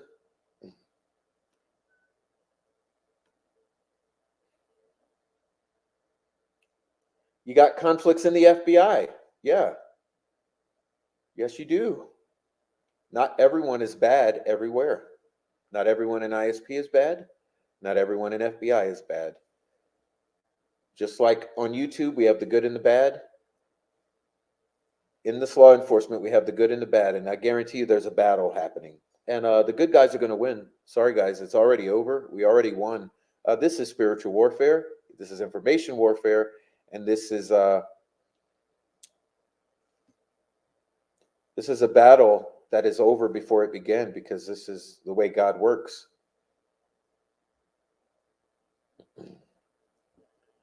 All right, Amy says hello to everyone. Let me put this in. It's so cute.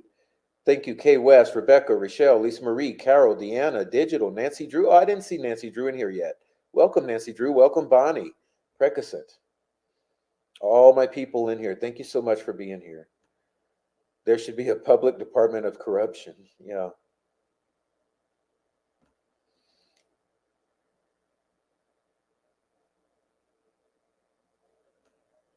Like the Sticks and Raffy's most recent posted borrow from Radar. I didn't see it yet, Kay West, but you know Radar. Radar's awesome. She's got lots of receipts. All right.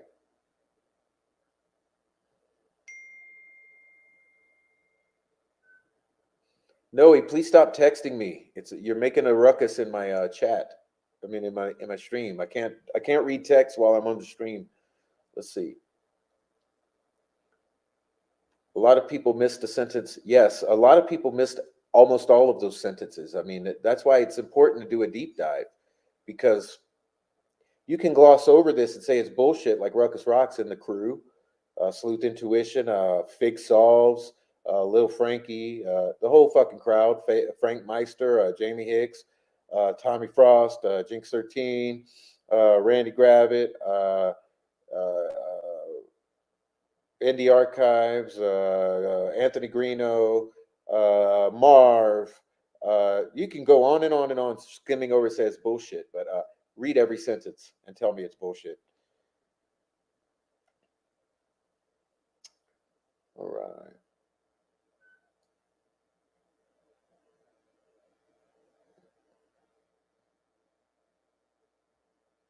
Welcome in, Aaron. Aaron. Welcome in, Aaron. Thank you for the comment. Susie joined late.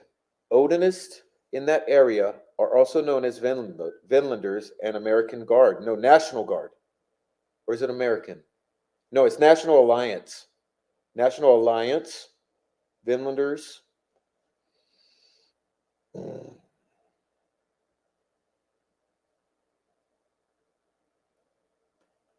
Sad Holder, The one who frequently threatened to go after people mentioning his son. Yeah, Holder, whose son was literally sleeping with, allegedly, the victim. The Masonic Odinists. The white supremacist, Masonic, uh, Norse, pagan, wacko freaks living in their mother's basements, going play pretend in the woods. Who's on the terrorist watch list in this group? Which YouTubers on the terrorist? Do we have some YouTubers on the terrorist watch list? Do we have some trolls on the terrorist watch list? Oh, guess what? Yeah, we have some trolls on the terrorist watch list. I haven't disclosed that to you guys yet, but we've confirmed it. We've got some of the trolls who I will not name at this moment, but we'll show you receipts when the time comes. We have trolls on the terrorist watch list. You guys are going to love that one. YouTubers. We have YouTubers.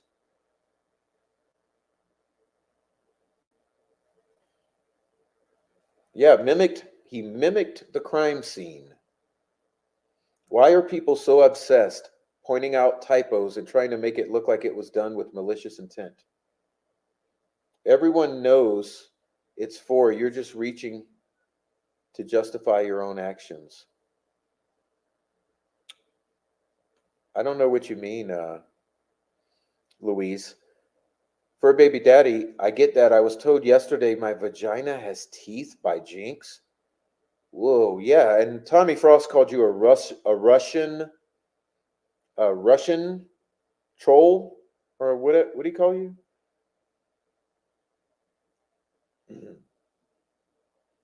He called you Russian, Louise. Okay, let's see. Don't really don't know. No, did notice Joe calling your name and mentioning it the other night, but other than that, I didn't notice what was written or why he took offense. Oh yeah, Joe had some misunderstanding with Diamond Eyes. I don't know what it's about. I'm sorry about that, though, both of you, Joe and Diamond Eyes. Yeah, the law enforcement hid the actual evidence from the judge and lied about witness testimony in order to pile it on to the PCA against Allen. Facts. All right.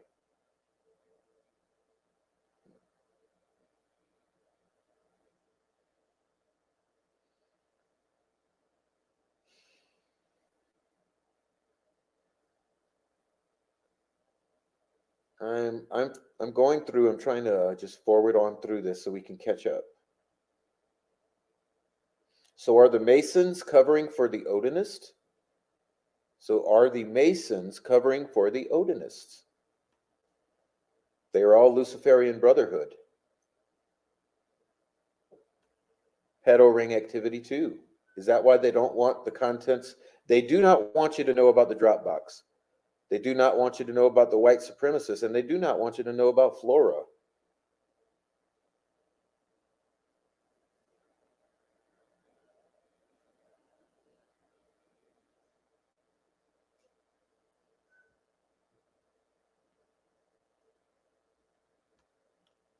How do you people skirt around these facts to bang on about how Allen is a lone wolf fucking killer and he somehow accomplished all of that and left no evidence? Uh, and how do you explain, if that is true, how do you explain all the other shit we just read? How do you explain all of that?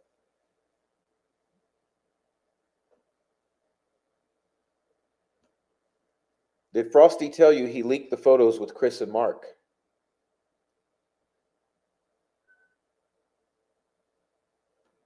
Yeah, blood on the car. Blood on the car. Remember, blood on the car. Of course, he lied about what it was. Okay. All right. Rachel says, can you ask Jay to ask the spirit box if there is a Steve and what's his last name, and if there's a Dave, and where they throw something in the trees? All right. Wow, this is crazy. Alan will walk, and he should. The police didn't do their job. Stephanie Thompson and her 17-year-old daughter, Maya, as well as Agent Greg Ferenczi, who actually authored, was a big part in investigating and authoring this Odin report. Did they assassinate Agent Greg Ferenczi because of producing this information? I hope Click is guarded. Yes, I do. Okay. I'm trying to catch up, guys. I apologize.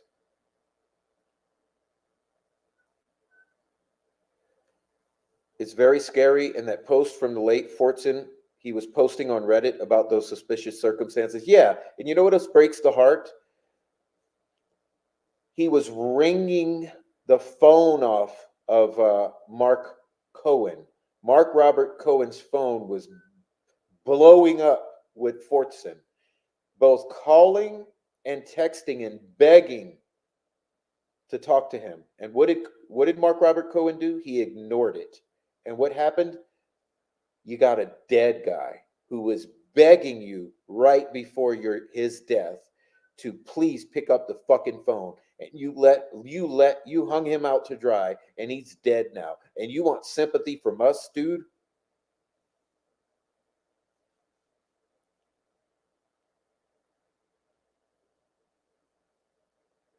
Justice for Robert Fortson. Robert Kyle Fortson. Rest in peace. We want justice for Fortson. We want justice for FBI agent Greg Ferenczi. We want justice. We want justice for Stephanie Thompson and her daughter.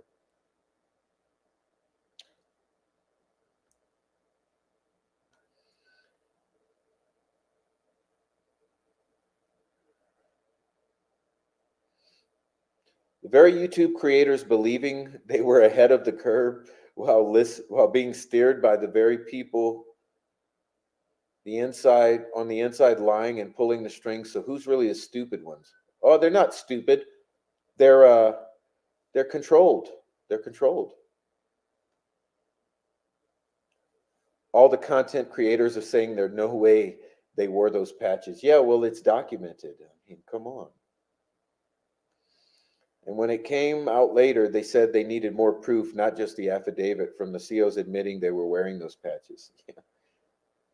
And remember, no one told the facility or complained to Holman or the ISP or Carroll County about those patches. That was kept secret. All they did was mention that there was a possibility of Odinist involvement, and the patches disappeared. That's how quickly that word spread. Those patches disappeared right away under the table.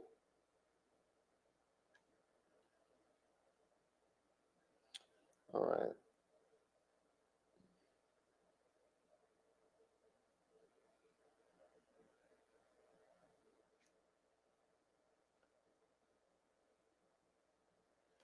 The trees near Wilson Bridge had target papers and bullets and probably arrow marks, and they removed the bark on quite a few trees.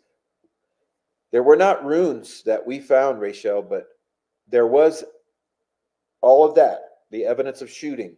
And I am highly concerned about that shooting in that area because it is my belief that the girls ended up in that area and that events may have transpired in that Wilson Bridge area in the exact spot that would be just beyond those targets. So, in the spot where stray bullets would have traveled, is where I believe that certain events may have transpired regarding the Delphi murders.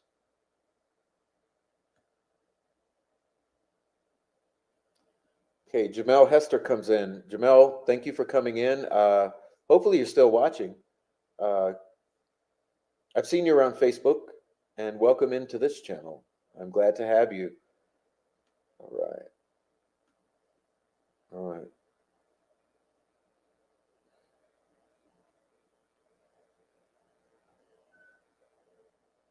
This is the most important motion to me, no doubt.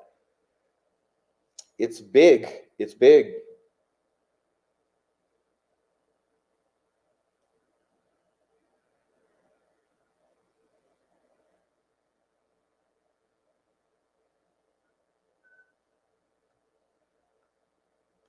This is what they're going to do with the jury. They'll pick the non-intelligent ones only. It's okay. They're just going to pick from the local area, so there'll be plenty of those to go around. All of this is from the prosecution's evidence, from the detectives and the work of the detective, the work of the it's all the tips. I mean, this is all coming from discovery, obviously. Blessings Galore says, if Prof plays a recorded message from Ruckus, I will donate again. Shut the fuck up. Just go away. Pussy. Yeah, Ruckus, fuck off. Go abuse some other women. All the YouTubers covering this case because everyone has their own opinions. Okay.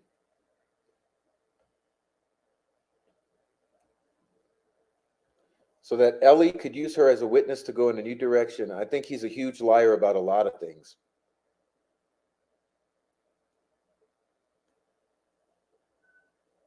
Okay.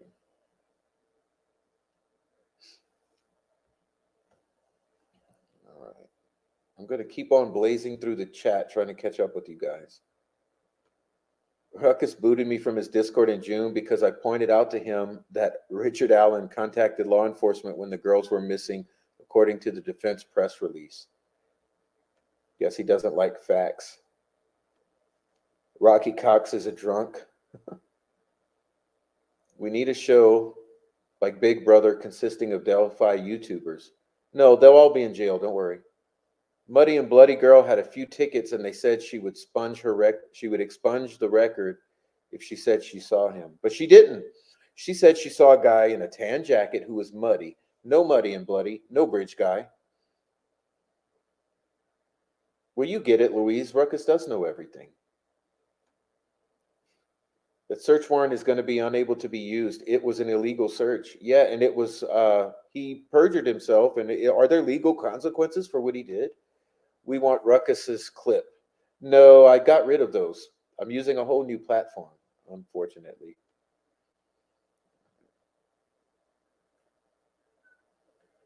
Pretty sure the obsessive trolls are also members. Good, because they'll see what I post.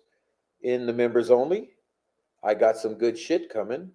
So hopefully they are members and they'll see the good shit. They appear in most of it. Ruckus cares about being right and being a bully. And others care about the truth. Yeah, that's us.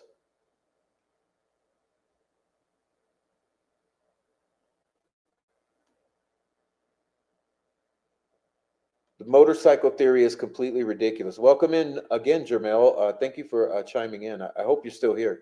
Yeah, I think it's absolutely fucking ridiculous. That's what they're coming up with now. Like I said, because if you only take the PCA where Liggett twisted the facts and lied, and you try to figure out how Richard Allen is guilty in the face of this 136-page document, you're left at a loss. So what did this troll farm have to do? They had to come up with this corrupt contingent, had to come up with a whole new narrative of shit to pile onto the PCA to make it like it's something.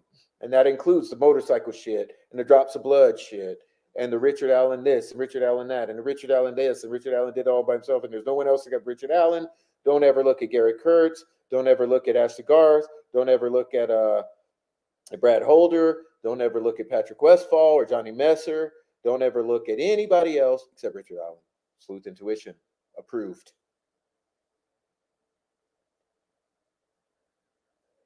And the giddiness. Yeah, remember Little Frankie and Little Figs? The little fig, the guy with the little figs. Little fig don't solve. Not only are they always colluding with Nick McClellan and Becky Patty, but also they alleged that getting the defense thrown off was a win. Getting the defense kicked off was such a great win, and getting the Carroll County Comet having the Carroll County Comet shut its doors was such a win because they didn't like the transparency. Well, getting the defense kicked off was not a win, Fig Solves and little Frankie, you guys with the little nuts, because they're not kicked off. They're back.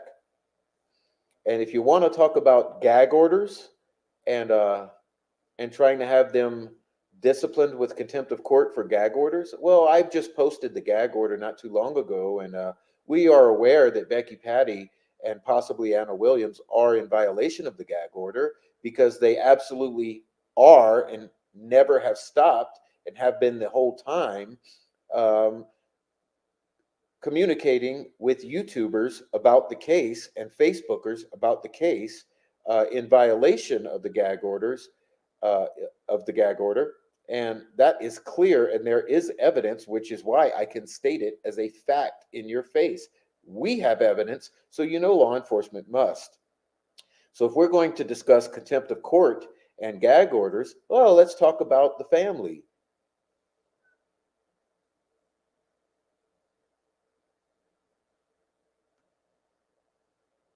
I've been asking the deception detective to go over the language offered by Kelsey and Becky concerning this case. Anybody else here watching the deception detective? Please drop a comment in his box. Yes, yes, I would love to see that. There's a wonderful. Uh, there are many videos of the parents of Dior Coons. Okay, little baby Dior. There's a bunch of body language deception channels have studied those parents uh, whose language clearly indicates deception. Oh, just like the old Ramseys from the Jean Benet Ramsey murder. Uh, Also, I believe guilty parents. Guilty parents, guilty family is something else. Guilty family is something else. They always show who they are. They have a very difficult time with masks. It's hard. It's really hard to fake grief, and it's hard to not exhibit the signs of deception and odd behaviors and inconsistencies and the lack of realism. I mean, it's almost always very obvious when family is lying.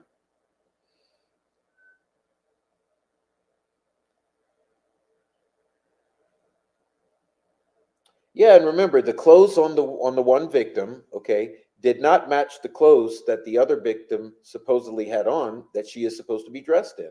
So you know what my opinion is, the prof's opinion is that whole story is bullshit. Those clothes came out of someone's trunk. Those clothes that that girl has on at the crime scene, they do not match with what either one of the girls was wearing. Leads me to believe that those clothes came out of someone's trunk at the cemetery and put on that girl.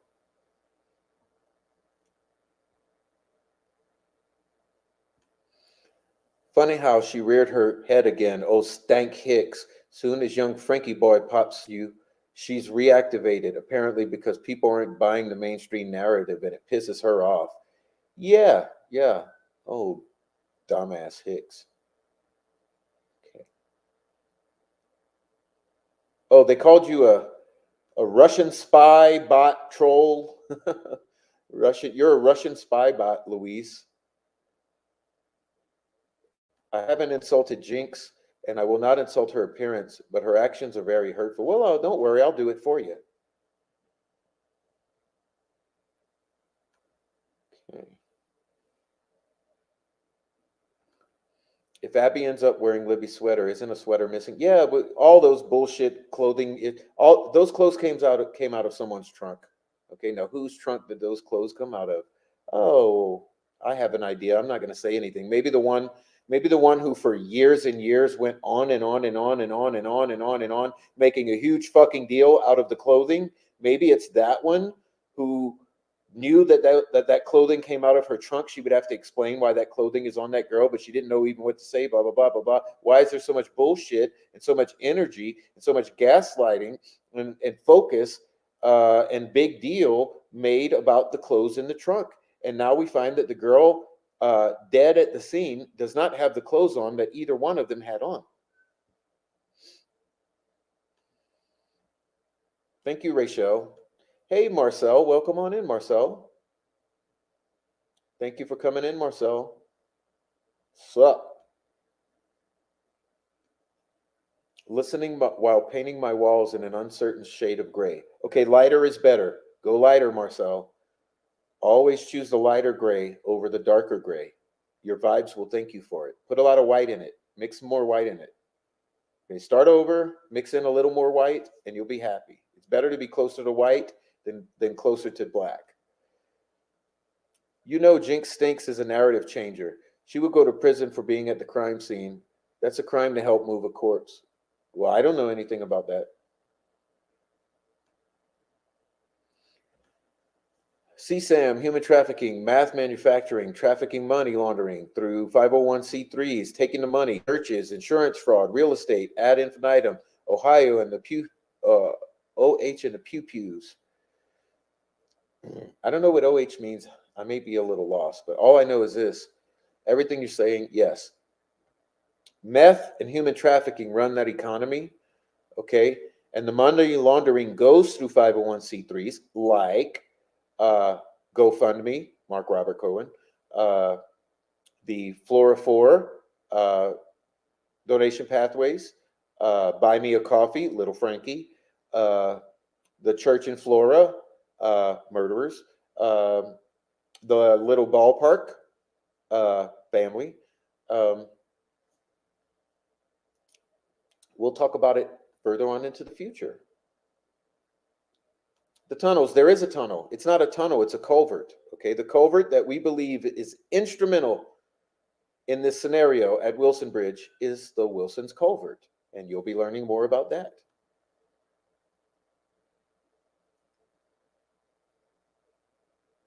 All right. Oh yeah, K West says, yeah. Well, I did the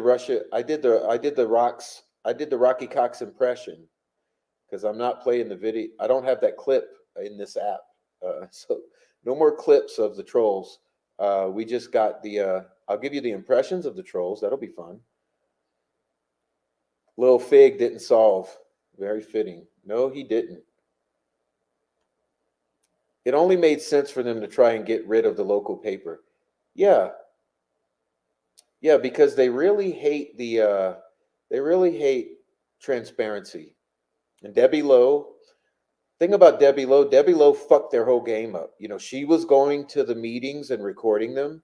She was writing about things in a middle ground perspective, not covering for the fucking local killers. Love the deception detective. Summer Wells parents, yes, they do. Summer Wells, the Ramseys, the Patties,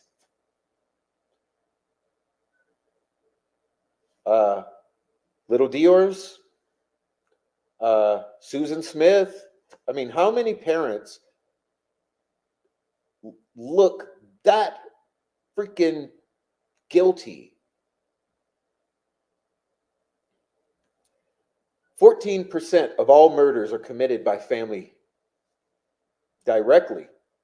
So imagine if family is involved in a situation, but doesn't directly do it, but is just involved, it's a higher percentage. So if the family did it, it's 14% likelihood. Okay. If the family is involved in some way, it's probably more like 75% likelihood that there's some involvement of family by 1 degree of separation or by knowledge of events. They want you to think it's 0.0005%, like it never happens, but it happens all the time. 14%, 14 to 15% on an average annual basis. 14 to 15% of all murders are committed by family members. Put in your pipe and smoke it. From day one, there's always been the sweatshirt story over and over and over. Oh, it came from the back seat. It came from the trunk. Oh, the sweaters. They had this. It was cold. I told them you got to put this on. There's always bullshit about the sweaters. And what do we find? Now we find a girl dressed in the clothes that no one had on.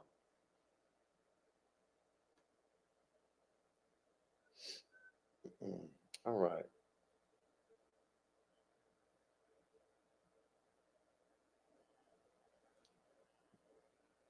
Wow. What else was in that trunk? Yeah. What else was in that trunk? I don't know. So sorry for what telling the truth to the best of my ability. I'm sorry they've attacked you, Louise. They've attacked you because you tell the truth. That's why they attack all of us. You start to getting into like speaking things that are shunned, like speaking just what you obviously are seeing and thinking and feeling, and just discussing hypothetically what you are trying to piece together. They want to kill you. By the way, yeah, Greeno death threats. Okay, Greeno gave a death threat to Meow. Greeno threatened to show up at my house and deal with me. Uh, Not only has it already been sent to law enforcement, Greeno, but I'm saying and announcing it on this stream tonight, so there will be a record of it. Anything happens to me, Greeno, uh, it will be clear that you'll be prime suspect. Also, Little Meow, anything happen to Little Meow, you'll be prime suspect, such that you want to kill her. I'll be posting evidence of that at some point in the future.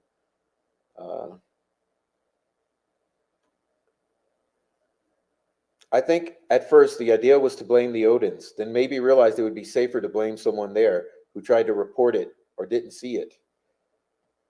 Okay. I love Deception Detective, but he really disappointed me with the Sammy Smith video. Oh well, I didn't see it. I don't know what you're talking about. Hi, Lisa. Thank you, Nancy Drew, for saying hi to Lisa. Hey, Lisa came in. Round of applause for Lisa. You're late to the party, sweetie. Good to see you, though. You're my favorite. You guys got to come in my Discord and light it up. We've been missing you. I've been missing all my girls in the Discord. You've been quiet lately. What happened with Discord? You guys quiet? Discord is pretty annoying, I know. Have you seen the article about a tunnel under the bridge? Yeah, it's old. It's just like the Wilson's Cave. All of these fucking trolls have been gaslighting, saying there's no caves. There's no caves. There's no caves. There's no tunnels. No caves. Well, I posted old photographs of Wilson's Cave for you. Wilson's Cave was between Logan's and Wilson Bridge. Okay, there was a cave with stalactites, stalagmites, the whole 9 yards, a cave between Logan's and Wilson's Bridge. We had Four Pitts come in and say that when he canoe on the river, on the Deer Creek, I mean, when Four Pitts would canoe down Deer Creek, he said, you do see caves. There are caves. We have tunnels, but the tunnel that I think has relevance here is called Wilson's Culvert. There's more than just that one, but the one that I am interested in is near Wilson's Bridge. Who is saying Jinx wasn't there? No, I say she was there. Jinx was there. So was her meth dealing boyfriend. At least that's what she has communicated to me in writing. And there is a reporter who says that Tommy Frost was there. And Greeno himself says that he was there, I believe, at 2:14, maybe on the 14th is what he says. These are all their own words, not mine. I am just relaying to my audience what these individuals have already said. Okay. Family ties, absolutely. If Mears heard screams at 2:30 a.m., it could not have come from where the girls were found, and why not go look?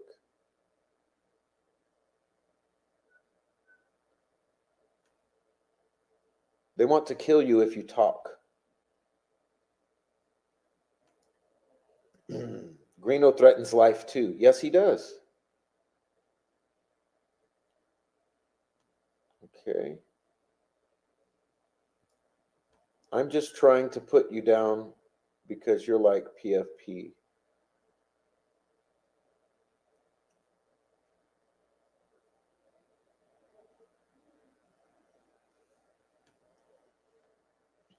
What do you mean yes on video, Diamond Eyes? Who said what on video? I'd love to see that. But yeah, guys, we're going long, so let's start winding it down. Okay, so let's wind it down. I'll ask you all to start winding it down in the chat. Remember, please go over to my please go over to my backup channel. All right, subscribe to the backup channel. Please go subscribe to the backup channel right now. I'm trying to reach 500 subs. Please watch some of the videos and community. Take a look at the community post on both channels. I would advise you, if you're interested in any of this, I tend to divide my material between both channels. So if you go on to both channels, you will see that there are different community posts containing different relevant items, and there are different videos on some of the channels, but oftentimes I also post them on both. But please, I would ask you to go and subscribe to the backup channel, hit the thumbs up. If you'd like to give donations, we could use your help this month. You know what we've been going through this month. I talked about it. I would love your help if you are inclined to help in any of those ways. And also, if you're just a lurker, please just drop it in the chat. You know, you can help by participating in the chat and engaging in the chat, making it more viable. You know, make the chat pop, because it's good for everyone to communicate and share ideas. So if you're a lurker and you don't want to donate, you don't want to subscribe, you don't want to hit like, whatever, come on in and help out in the chat. The backup channel is called The Prof True Crime. And I wish one of my mods would drop it. If you could share, if one of my mods would share the backup channel here in the chat. But I have a backup channel called The Prof True Crime. You can find it in the description of any of my videos. And I have a Buy Me a Coffee if you want to donate, or a Cash App, or we have Super Chats. We have subscriptions. We have memberships. We have Discord, where you can just hang out for free and enjoy the nice Discord people. I have no clue. I was in Discord and Jinx tagged me saying what I stated about those individuals being involved in the leak where someone took their life and are still fucking around. Yeah. So we got someone who's lost their life, Robert Kyle Fortson. Rest in peace, Robert Kyle Fortson. These fuckers fucked around and we got a dead guy, and they won't take accountability. Although everyone knows what happened. I mean, Mr. Ben Rector himself gave us a PCA for Mitchell Westerman that states exactly what happened. Okay? And all we know is once it got to Mark Cohen, it went to YouTubers and podcasters, plural. Mark Cohen leaked to YouTubers and podcasters. Well, who are those? Well, you know, Tommy Frost, Ruckus Rocks, Rick Snay, the whole contingent. Everybody got those photos. Everybody got those photos. And what does law enforcement say? Robert Cohen leaked them to YouTubers and podcasters. Oh, who are podcasters? Murder Sheet? But they want to gaslight us and say, you cannot look or question Mark Robert Cohen because his daughter is sick. Well, I feel very, very, very sad that his daughter would be sick, because no one wants a sick child. But you cannot hide behind the sick children, just like these fuckers cannot hide behind dead children. Okay, we got 6 dead children, and these fuckers are trying to hide behind those dead children for their own selfishness, for monetary gain. Can't hide behind dead children. Okay, you can't hide behind sick children, Mark Robert Cohen. Tommy Frost, it ain't gonna work. I don't care how much of a good guy Ruckus Rock says he is. Mark Robert Cohen is responsible for leaking to YouTubers and podcasters, according to Ben Rector, in crafting the PCA for Mr. Mitchell Westerman, who we're going to have the privilege of watching go to trial on a misdemeanor to bring us more facts about what actually happened and who was actually responsible for initiating this nuclear bomb on Mr. Richard Allen's defense called the leaks. Anyhow, guys, what I'd like to tell you is that I've expressed very clearly all my deal. You know, you got all your ways to support the channel and each other, uh, whether it's free means of support, monetary support, emotional support, or subscribing to the backup channel and letting me get to 500 sub support. I would love that. That's going to make my day. We'll have a party here. Hopefully it'll be next week, but when we get to 500 subs, we'll have a 500 sub party. And yeah, it is what it is. Yeah, the lurkers are lurking. We got a couple trolls in the chat, but for most part, they're just watching. Once again, okay. Far as Coach Kev, Ruckus Rocks, Jamie Hicks, Frank Meister, Ruckus, all the douchebags, Fig Solves, Jinx 13, Bossy, all you assholes. The fact that you watch my show for every single word that I say, because I notice I watched your show, and one thing I noticed watching your show, you guys obsess over everything. You're obsessed over the clothes I wear, the hairstyle I have, the glasses I wear, the cut on my lip, which is a cut, by the way, because I've been dehydrated because I'm on antibiotics. You obsess over every single word that I say, and which means you watch my entire show from beginning to end. And I want to thank you for that because, like at this moment, we have 78 viewers. Well, I bet you 15 of them are you assholes. So thank you for your viewership. You're giving me if I have 10 viewers watching for 2 hours, that's what 20 hours. That's 20 hours you're giving me of view time. So all the things you want to do, you know, you want to fuck with me, you want to stalk and harass me. Hey, keep watching my channel. I appreciate it because you're helping my statistics and getting me up in the algorithm and helping me to be a voice to the people to help inform them about the reality of what's going on in this insane social media case known as the Delphi murders. If you would like to email me, my email address can be found on the About Me section of the YouTube page, but you must be on a computer to see it. You can find all of my funding, donation, contact pathways, and the links to the Discord, the links to the backup channel. You can find everything. I made sure that everything is there for you. I also have my preliminary version of the movie I have constructed for Delphi. It's scriptless at the moment, but I will be including some scripting into that movie. But if you go on my channel, look for a playlist called The Delphi Movies, The Murder. I'm sorry, The Delphi Murders, the movie. You'll be able to have a quick view at my preliminary pre-release of the movie in YouTube format as a playlist. And I made it enjoyable for you with my drone footage and photography and some relevant information. And again, like I said, tonight I'll release a members only video that will be sure to stimulate you, packed with receipts that will be shocking. So thank you everyone for hitting like, for participating in the channel, for listening to me read this document. And believe it or not, geez, what did we only get to 28 pages? We only got 27 pages covered.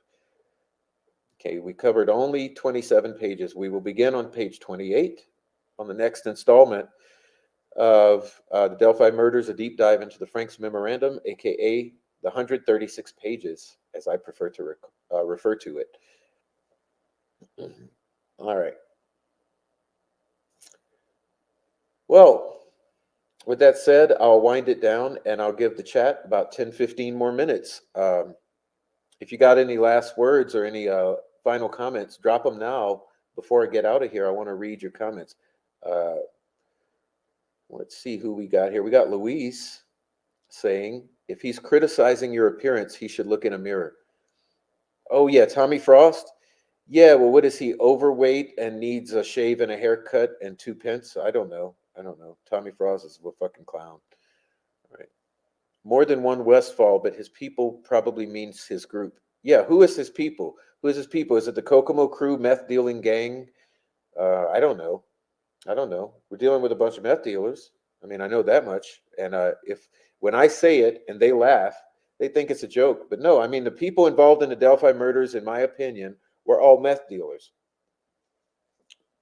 You had a bunch of meth dealers gathering to cook or transact in the woods on Deer Creek, a known drug cooking and transacting spot. And my contention is that you had two girls who were interested in geocaching, and upon their journey to geocache in the woods, they stumbled into this meth situation, and they either saw something they shouldn't, they they may have been unintentionally abducted, victimized, injured. Who knows? I think they encountered this methy situation in the woods on Deer Creek. The result is that they're both dead, and we are talking about it 6 months later, and it's been covered up the entire time from before day one on the internet. It is the biggest social media case that has ever existed, and you are a part of it. Not only are you a viewer, you are a participant because this is ongoing. Everyone watching and everyone in the chat right now is a participant in the Delphi murders investigation of the largest social media case that will ever be known in the history of mankind. So, welcome. It was 3 days after Doug Carter's appearance on News Nation taunting the Delphi killer, Lisa. So, what did Lisa say that you're responding to?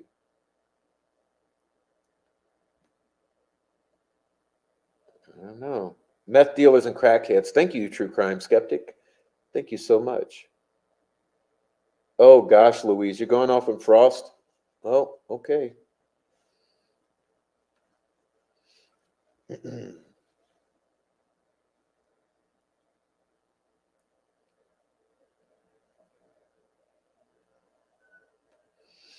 Yeah, we clearly have a troll in the chat. I'll deal with it after hours. So just ignore her. Okay, just ignore her. She's a little wretched little wench. And boy, did she look a hot mess. Did you? I'll leave it with this. I'll leave it with this. No, I didn't say I'm doing another live from Lisa Marie Presley. I said I'm dropping a members only video that is explosive and packed with receipts. You're going to want to read it. Uh, let's see. Do you made me forget what I was saying? She looked a hot mess yesterday. Okay, very sus. Do you know if KG was swimming for Delphi at the same time during her extraordinary life? There may have been competitors. I don't know what you mean.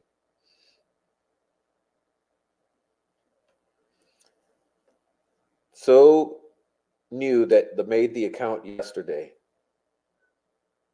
Who was a hot mess? Oh, Stanks Janks. Yeah, she looked like she just got done wrestling or something. God damn, girl. You come in to talk shit, at least brush your hair, take care of yourself. You want to come talk shit on my appearance? I mean, look at you. Okay. But that's aside. That they all did. I mean, look at that crowd. That's what I'm saying. Like, poor guys. That was a failed attempt at a roasting session. All right, raise your hands in the chat. Who thinks it was a failed attempt at a roasting session? Failed attempt at a roasting session. Hands up in the chat. Hands up. Coach Kev, Jinx, Frank Meister, Ruckus, Fig, Tommy Frost, Bossy. Oh, you guys.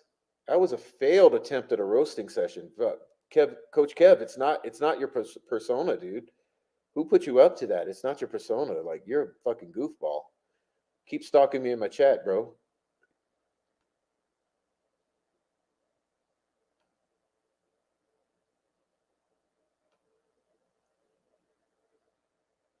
She just hit the pipe with those girls. Yeah, they probably did. All right, let's see. Return. You missed it. Oh, you didn't miss anything except if you want to look at some monkeys scratching their buttholes, go over to Coach Kev's channel and watch his attempted roasting session last night, where all they did was roast themselves. And yeah, it's a monkey butthole scratching session. You'll love it. You'll love it. Oh, look, we got another troll in the chat. They hung you and Joe out to dry. Oh, did they? Did they really? Yeah, what? By saying you can't talk about the family? Can't talk about the family. Is that right? Well, why not? Okay, why not? I mean, people talk about little Dior's parents all the time, right? And when Susan Smith's uh when her kids were dead, she was on the news laughing and duping delight and whatnot, and people were talking about her. Was that okay? The Ramseys, if they're involved in the murder of their daughter, is it okay to discuss how they and their son behave so suspiciously? I mean, doesn't the Ramsey family behave like the most guilty suspect family you've ever seen? Okay. So we're not able to express an opinion that, hey, that family's behaving bizarrely. They act awfully guilty. What are they hiding? That's the question. All we're saying, we're not saying they killed anyone. We're saying they're behaving as if they're hiding something. What are they hiding? What are they hiding? Oh, but they hung us out to dry. No, they more so like they made themselves look like asses, like a bunch of stupid monkeys on a branch scratching their buttholes. That's what they looked like, and they also looked just like they all probably need some self care. But yeah, sure, Alex D Large. D Large, what? Yeah, I notice it's a whole fake account you got there. Goodbye, little bitch. Mm. All right. All right. All right, guys. Well, we'll be out of here. You guys wind it up. I'm ready to get out of here. Oh, well, I know who you are now. Now I know you're Tommy Frost. Alex DeLarge. Welcome, Thomas Frost, ladies and gentlemen. Welcome, Thomas Frost, because Thomas Frost has said this before to me in a comment. This channel is a slow motion train wreck. Well, and now we know it's Thomas. Welcome in, Thomas, ladies and gentlemen. Louise, look, your boyfriend. Okay. It's Thomas Frost. And Jinx in the chat under fake accounts.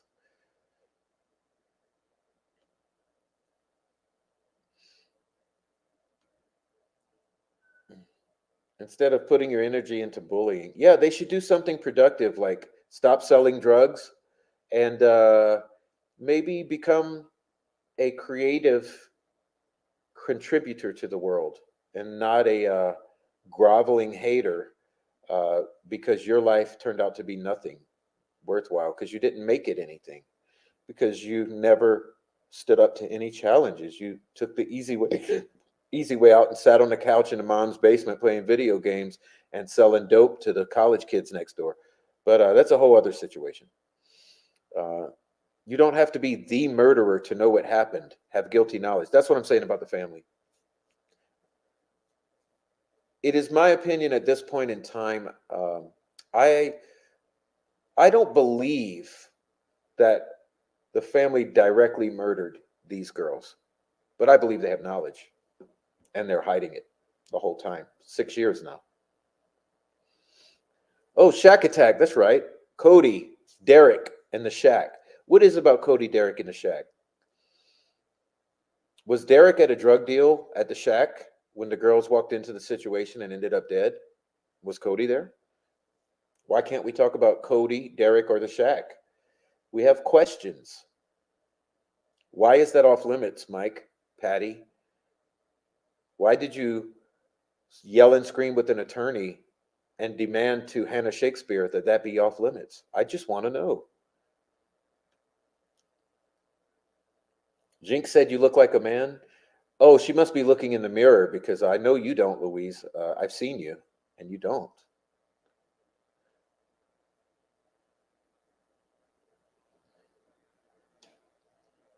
Okay. She should look at. Well, that's what I was saying. Yeah, that's what I was saying. Okay. All right, guys. So we're out of here. Thank you so much. Let's not roast the trolls because they're roasting themselves. That's what that whole show was about. It was them making themselves look like monkey ass. Like Coach Kev especially. Like here's the thing, dude. I knew it the whole time that you were a piece of shit. Um, but I let it slide. But that's why I never contacted you or got in touch with you. But I love the fact that you've just come all out and stepped on out with it because you've made it absolutely clear to everyone what side of this you're on. And good. History will not smile upon you, sir. Yeah. Why can't we talk about Cody? Why can't we talk about Derek? And more importantly, and most importantly, why can't we talk about the shack or the cabin or the shed or the hut? That's pretty odd. That's pretty odd. Oh, why would a shack? I can understand the people. You don't want me to talk. You don't want them to talk about your family. So don't talk about Cody. Don't talk about Derek. I get that, Mike Patty. But you know what I don't get, Mike Patty? Why can't we talk about the shack? And why did Josh Link, a known meth dealer,